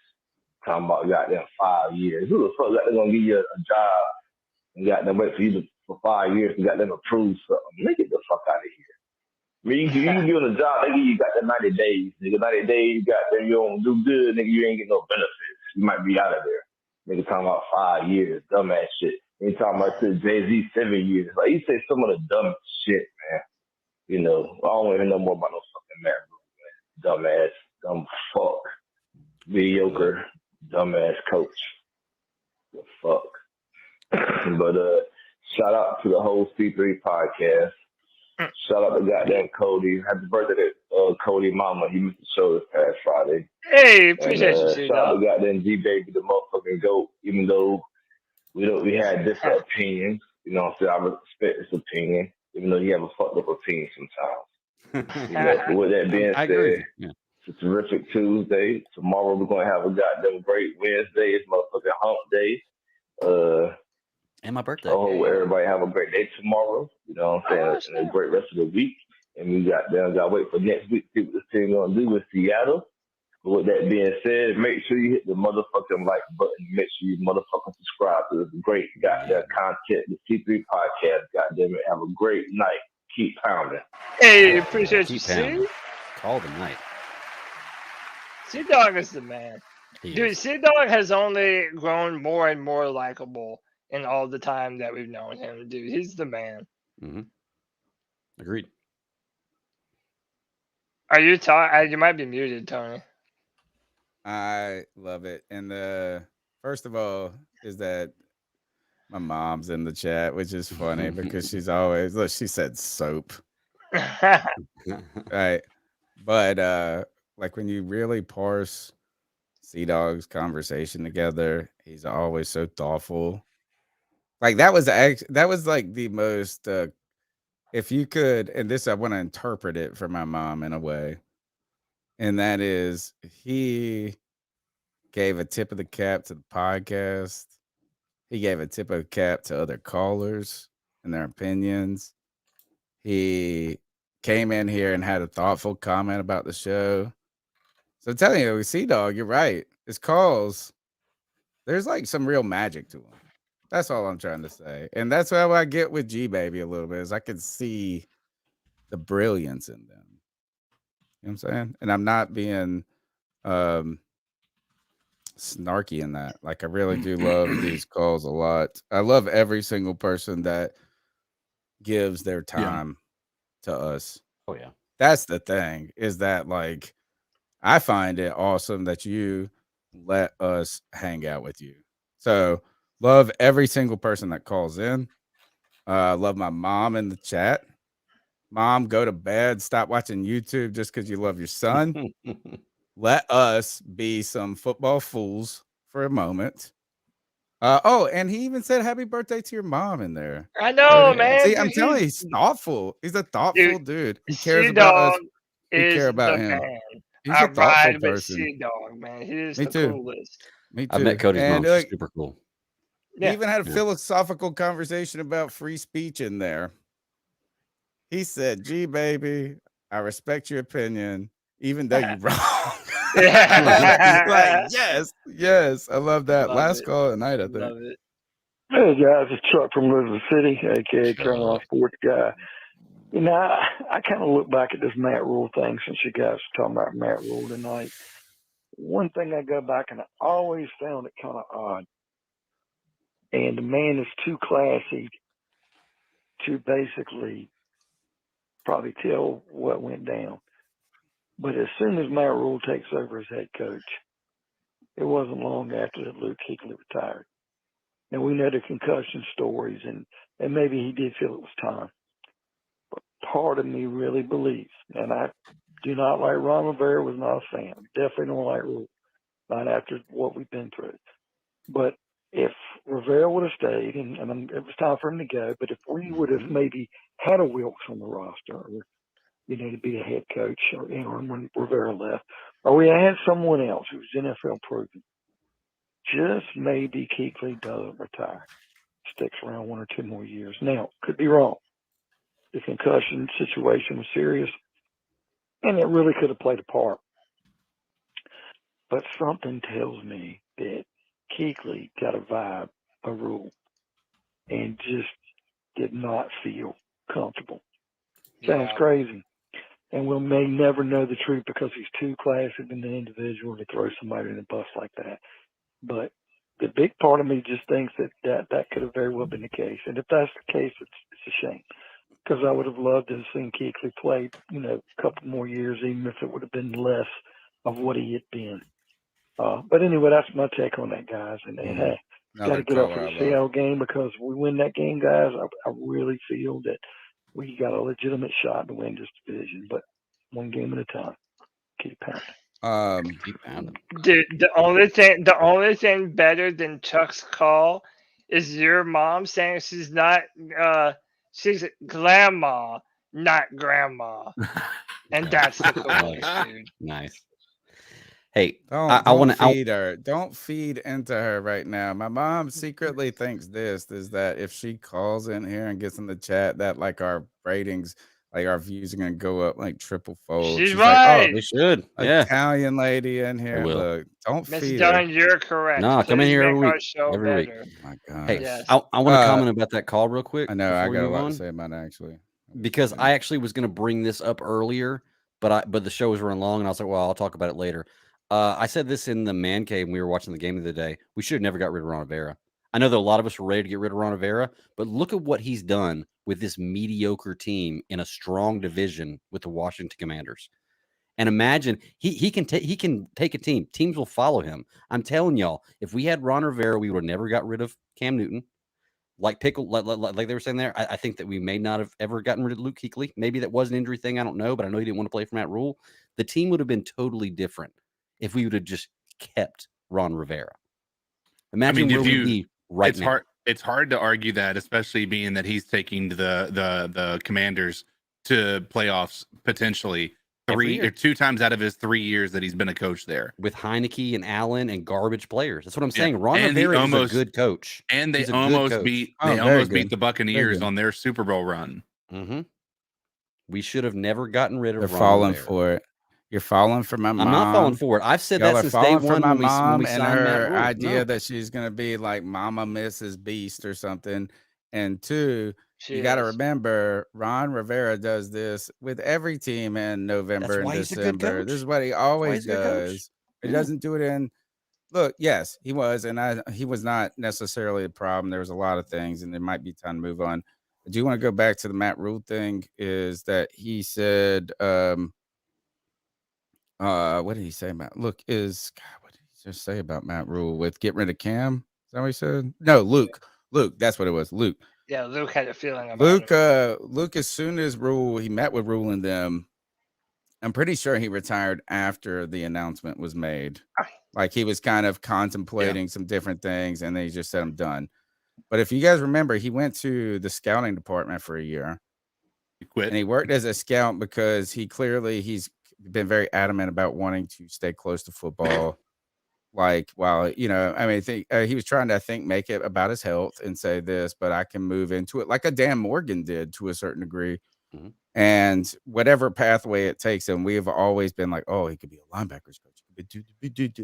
But he started where you actually probably should. You know what I'm saying? He was going to try to make his bones. Mm-hmm. He went a whole year in the scouting department and then resigned. He resigned. He didn't get fired. He just said this, I don't want to scout for this team anymore. He's like, oh, I need to take a break from football. And then 3 or 4 weeks went by, and then all of a sudden he's hanging out with Ron Rivera. No, he ran out of that house. He ran out of there, and Cam Newton doesn't like Matt Rule. No, He no one knows does. Matt Rule is he's not good, dude. Remember the week that Matt Rule got fired, you saw Luke Kuechly and Jonathan Stewart, who had not been in that stadium or with that team since Matt Rule came there, back with the team in the stadium pregame. Matt Rule was a cancer for this team. I agree. Nobody liked him. He was horrible, man. And I didn't really fully want to put all of it on him until that comment he made. Yeah. Because he just acted like him firing his staff last year was because of pressure. That's what he's like, what do you mean? We were just you fired your entire staff this past year. And you're like, oh, if we just had 1 or 2 more pieces, we were building something. You didn't even have an idea who you were even coaching with. No. Your entire staff you fired. And you're trying to act like, oh, well, the pressure was to get it done in 2 years. Shush. Really bad look. And the problem is, probably will fade away on this podcast right here, those comments. My mom called. My son's gonna call now. And then I'm sorry, I made this problem tonight. Hey, it's White Chocolate Express. So mad about the Matt Rule stuff. I wanted to call in. You know, I hear Cody JD wants to go to the playoffs. Let's go to the playoffs. Let's go to the playoffs. Y'all know why he wants to go to the playoffs, right? Because Clemson ain't going. How does it feel, Cody, to know the reason that Clemson can't go to the playoffs is because South Carolina? Who would have hurt you? He's such a douchebag. You know what? I saw your Twitter post. You said Spencer Rattler over C.J. Stroud. I want to know, where do you rank Spencer Rattler if he's coming out in this draft? I want to know that. And also, to my father, do you think Grandma can loan me like $10 so I can go to the store? Peace. Ask your grandma. I mean, you probably get more money from her than you will from Tony. And then enjoy your victory, dude. You're going nowhere. He's enjoying. You haven't ever won a national title. But it's okay. You beat Clemson for the first time in like Cowboys turn into a Cowboys million years. They play in a real division too. Congrats, dude. Oh, please. I don't see JD's other call. I might have missed it, but let's go ahead and ask him. Hit me up with your last 4 digits and what time you made it. I don't delete any of them. Ask Cody. I never delete. He gets so mad and he looks at the voicemail. So mad. Let's see this. We have the bye week. Oh, let's remind this, guys. Sunday, 4:30. The bye week post game charity drive for the Bradley and Nikki Bozeman Foundation, trivia, games, giveaways, all of that jazz. We need you guys to help us because we are trying to make this a thing. We thought, man, we were like finally getting enough of a community. We could try to do something like this and it actually make a little difference. And so we contacted Nikki Bozeman and said, can we do this? And she set the page up and she said, I don't know really what we've never done anything like this. And she said, well, I started for $5,000. We'll see if we need to up it. So I was like, oh my God. We got to beat that, man. We got to hit the 5,000. Pressure's on. We're at 705 right now. We were at 325 to start the show today. We're at 705 right now. It's open all week long, y'all. Please don't give money to us. Give money to them. Even if you're going to give us $3 or $4. And if we'll still play your chat, I promise. We will still play your chat. Give that money to charity. Every little bit helps. What's really cool is when we reached out to her, she said that she had heard of us. Yes, that's cool too. Yeah. So she's aware of what you guys are and how much of an impact we could potentially make. And so I think if we can do this as an opportunity to show the Panthers community, the Charlotte, the area what's possible. I mean, I think that's something that we should certainly take advantage of. Let's help some kids out, man. Yes. There We got a should be no week kids and we starving. didn't extend, we can do as much as we want on this. This is just something we're doing because we want to start something on the bye week We've had such great momentum over the past 2 years or 3 years on this show. We're in our 10th season right now. So like we want to do something like where we don't lose any time with the community in our bye week. So we said like, hey, let's do something that's fun, easy for all. So this is the way to do it. Way to help us. JD, was it your first or second call? I need to know. And I think that's it. We covered all the topics. It's 12:07. We got to do some ice ups. And at least once we get through this one call, get the heck out of here. Anything else? Did we miss any topics? No. All right. Let's no, we're good. Let's do our ice up picks and see if JD lets me know if it is his first or second call. Can we? It's a second. Oh, Can it's we a do second. It was it's a second. You guys want to do a collective ice up? Just go ahead and Matt rule. Rule. Yeah. Yeah. I need to see if I bookmark one tweet though, in case. But yes, here's the call. I do have a tweet. Yo, C3, what's good? This is JD864. Hey, I just got off work. Had a few minutes. Was watching Aaron Donkin's film breakdown of this past Sunday's game. Looking forward to this tonight's show. I thought I think we listened to this. We one. heard I this see one? that the title of it. He said 808. Oh gosh, there was 3 calls. Yo, C3, this is JD864. Hey, I called in earlier before the show started, and I'm calling in second time. Understand if you guys don't play the call. But that being said, calling in on this specific instance to speak on the soundbite, the clip that Cody just shared, wherein which Rule spoke about his team with the Panthers. And as Tony stated, it upset him. It genuinely and truly pissed me the fuck off, because that man was legitimately the fucking catalyst for why Cam Newton is no longer a part of the Carolina Panthers. Yep. And Cam's leave from the team was not what the fuck it should have been. You legitimately, even if it wasn't his fucking decision, if it wasn't your decision, you co-signed it. You okayed it. So how the fuck you stand there and then say, oh, if you tell me we needed to do it in 2 years, bitch, you tried to do it in 2 years. You told us. You the one that brought Teddy in. You brought Sam in. You brought Baker in. Yes. Hey, I'm going to pat you on the back and congratulate you and thank you for the talent that you brought for the defensive side of the ball. He did very well much bring in a Jeremy Chin, draft a J.C. Horn. Hey, very extremely appreciative of the talent that's on the defensive side of the ball. But don't you stand there and fix your fucking mouth and act like, oh, I didn't have anything to do with what was going on the offensive side of the ball. I had nothing to do with who was coming in as part of my coaching staff. I had nothing to do with the offense not being able to fucking put up over 21 points against teams in games where the team has a chance to win, but the guy you have at quarterback can't get it done. But now you want to stand there and say, oh, I wouldn't have taken this. Bro, I swear to this is out of character. Ain't no too, damn way, man. for JD. Ain't no damn way. And Think that's about who that. fuck You're Teflon right, had JD. hired to be the head coach of the Carolina Panthers. Yeah. Bro, I'm in the wrong profession. I got way more integrity, and I would have more integrity at a high school than this man does at a professional. But nah, man, I'm in the wrong profession. Integrity. And then Nebraska turned the fuck around, and that's who they hired. Hey, I put it in the chat. If there happens to be any Nebraska fans watching C3 right now, congratulations. Welcome to mediocrity. You won't win shit with Rule. Guarantee that. Yo, man, that shit really. Keep pounding, man. Keep pounding. Just remember, JD64 lives in Hawaii and is the most glass half full guy we've ever had on the show. So if he's mad, you know it's upsetting. Yeah, this is out of character in that, you know what I'm saying? And he's right. Just right. And to me, to be honest, I don't think they win anything at this point, as there's an aura about him.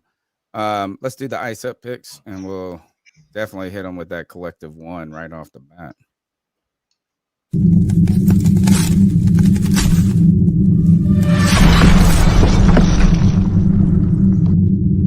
Ice up, son. Ice up. It's time for the longest running segment on the longest running Panthers podcast. Literally, the longest running Panthers podcast is gone over 3 hours on the bye week. And on top of that, we're in our 10th season.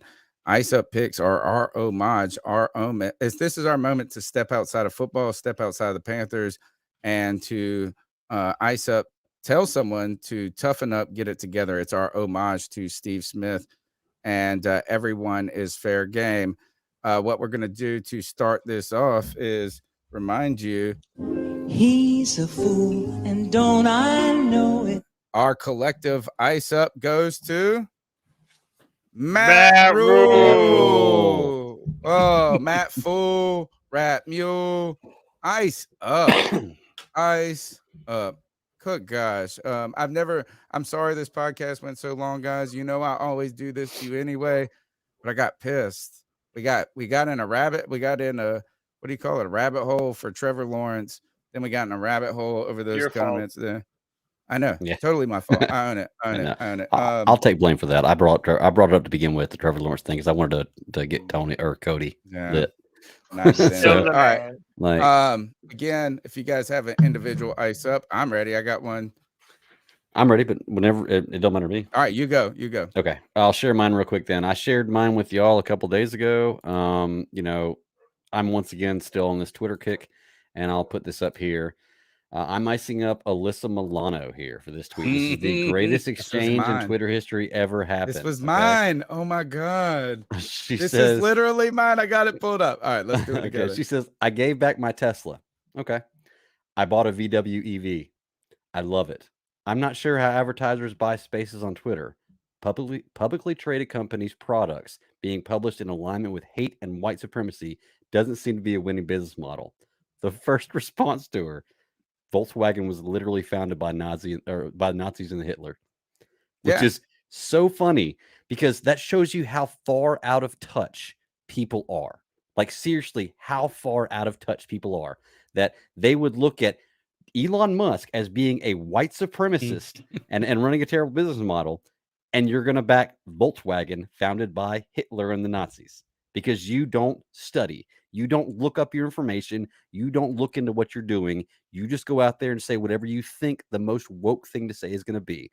So I'm going to ice up Alyssa Milano, but I also want to go back to what I said a month ago, and I'm keeping track of this, and we're going to see. For everybody who said they were going to get off Twitter because how terrible it was going to be, are you still on Twitter? Because you are. And guess what? Has your life changed? Do you wake up in the morning and feel more hate? Do you wake up in the morning and have less money? Is your life worse because Twitter has changed? No. Absolutely nothing has changed for you. And if it has, guess what? Just don't look at that on Twitter. It's fucking social media, people. Get a real life and realize this is not the real world. Okay? Nothing that is going on with Elon Musk and Twitter should change your life to a point where you feel like you should do something differently. Period. If you don't like it, get off Twitter and get on another social media network. That's all there is to it. And even if you don't like it, stay on Twitter and it'll never bother you if you just block what you don't want to see. It is social media. People in this world today are so effing crazy about what's going on with social media and don't realize that they have a real life too. Right. Every day you could put social media away and never pick up your phone again, and your life would run just fine, I promise. Okay, so for all those people who were saying they were leaving Twitter and this is going terrible, and Alyssa Milano, who says that Elon Musk is a white supremacist, but she's going to buy a Nazi vehicle, ice up.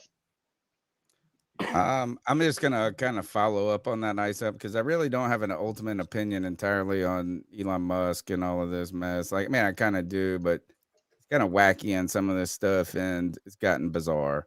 But has your life changed at all since Twitter? Has anything in your life changed? No. Exactly. That's but here is the one thing I want to say is this is my follow-up ice up with this just goes to don't virtue signal the internet because they will win. This is she's telling the truth. I found a picture from the dealership and look, they got Alyssa Milano in the background with Hitler here. Look at this one. This one is awesome. This is my favorite one right here. God. So look, is don't poke with the internet. They will always win. Always. All right. It's undefeated. That was mine. That was mine. So we're together. Ice up next. So look, I'll go first. I have a funny one, and I don't really even know who exactly I'm icing up, but it's just like it's funny how dogs, and isn't it funny? Greg's dog has decided to join us Right. for this final segment, but I'm icing up dogs because sometimes they can make a mess when you don't want them to, but sometimes it'll lead to something really cool happening. Now, I don't know if you guys have ever heard this name before, but there's a guy by the name of Paddy the Baddy Pimblett. He is a mixed martial arts fighter. He fights in the UFC, and he's from the UK, and he is everyone loves this dude. He's like everyone's calling him the next Conor McGregor. He's a badass, right? Well, he was walking his dog. Well, when this happened, this was recorded on a Ring video doorbell, and I'll just let the video speak for itself. Hello? Hello, look, my dog's just had like a sloppy shit outside. I was just wondering if you got some water. I don't want to leave it outside your front pot. It is. I'm 5 minutes away from home. Don't worry, I'll clean it. Just, like, you sure? I feel terrible. You know what I mean? No, it's all right. Like Jake Pryor. Off a sloppy shit, and I can't even pick it up with a poo bag. Know what I mean? Don't worry, I'll clean it when I get it. Thank you very much once again. I'm sorry about that. I hate doing stuff like that. That's why I knocked on. Go on, see you later. He is a good dude. Yeah. Yeah, dude, Paddy the Baddy Pimblett, man. Like that's cool. I mean, how many times does a dog take an unwanted shit in your yard equal a really cool viral moment, and you get to talk to a superstar? So even though it ended up being a good thing, I guess I'll just ice up dogs. But I've made it happen. So I guess shout out to the dog. I don't know. CK, you got anything? Just the one that I had shared, or I guess with the group. I'm not going to play the video, but basically Joe Biden saying some kind of really dumb shit. Yes. You can't find this on the internet, just so you know. And that lets you know that the internet is controlling what you see. You cannot find this on the internet. So basically, I haven't personally, like you said, Greg, I've seen this in one place. And so I don't know the whole context, so I'm not comfortable saying that this is 100% certain. But there was a video that was out there of Joe Biden describing 3 senators that were on stage with him. 2 of the senators were black, and the third one, by my assumption of what Joe Biden believes him to be, is some sort of a Middle Eastern or something like that, right? But there's no way to know for sure. Well, he describes these 2 guys. He said that I have 3 senators on the stage here with me. 2 of them look like they can play ball, and one looks like he can bomb you. And it was bad. You can't find it anywhere either, which is what's so funny. It just lets you know they control what you're seeing. Sorry, I did. But no, yeah. So my ice up is if that's real. Like that is absolutely that's horrendous, dude. Biden, he's the oldest president ever. I didn't realize that. I thought there were old presidents ever, to be honest with you. No, that's not. I'm not sure. He may be. No, he's in his 80s. There's He's no like president's been in there. No, he's not. Stop. All right. That's the C3 Panthers podcast brought to you by CarolinaCatChronicles.com. Tuesday nights we rock this. Tomorrow I'm trying to put together a sort of impromptu round table. It does not look like it's coming together at the moment for Panther creators, but we'll see if we can make that happen. I think they were already planning one for Saturday night, which is what the issue is. They had already. Okay. Well, why can't we just do both? That. Yeah. We just say let's do both. It's not like we're people are going to watch both of them. Yeah. Anyway, that's fine. Well, I don't know if they're all like available or whatever. That's fine. That's fine. It might not happen, but like I don't really got a beat check plan, so I was trying to get something for 8:00 tomorrow. We'll see if it happens. If not, we also just remember Friday free for all. Oh, bro, I won. That guy did not get me. He kept trying to come in, Cody. Oh, really? One of these people tried to keep coming in. I had a quiz he had to take. Did you know that we talk about it after, but you can actually make sure people have to authenticate themselves Yeah, it doesn't work. They still did that the last time. The guy still didn't. Yeah, they do. Yeah, bad. Yeah, but anyway, you're right. You can't do that. And so Friday free for all, Sunday charity drive. Nikki Bradley and Nikki Bozeman Foundation be with us for our bye-week charity drive. This is our first one of many. You can find the link in the description pinned in the comments. Go ahead and support. $5, $10, $20. We've got already people giving up to $250. It's been incredible already. So let's rock and roll. We got over 700 so far. Yeah, so fantastic. Help us. We'll be here Sunday. Greg's got a lot of cool stuff for us in store. My name's Tony Dunn. You can follow me at @cat_Chronicles. Greg, Friday night, what you got going on? Friday night, we got Titans midseason finale. We got periphery finale. And then Cody and your Kevin Boshoven, your bastard son. Illegitimate son, yeah. Yeah, they're coming on to talk to us about Game of Thrones. We're talking anything and everything Game of Thrones. I'll be in season 7 by then, hopefully. Awesome. So we'll be ready to go, but it's going to be a really fun time. Cody Lack? Yeah, man, you can find me on Twitter at Cody Lack, CODYLAC. There will be a brand new draft on drafttech.com tomorrow, so check that out. Listen to or read my comment for the Carolina Panthers. And yeah, every Friday at 7 p.m. we do the Friday free for all the show for the fans, by the fans. You can come on, be a part, join via StreamYard, and tell us what you think about this Panther football team. CK? You can find me at Codizzle Allen at most social media platforms, but mainly you can find me here for the Madden simulations. We do those Saturday before the game. Obviously this Saturday we're not going to have a game, so we'll be using that extra time for the charity drive on Sunday. So be on the lookout for all of that. Yeah, and then of course, I'm going to be playing some Call. I don't do the streaming as much anymore, so mainly it's just hanging out here. So if you guys are interested in seeing my beautiful face, it's here that you can see me. Cody Lack, take us out of here. All right, C3 Panther Nation. Word of the week, Rebel. Good. Until next time. Remember it. Keep pounding.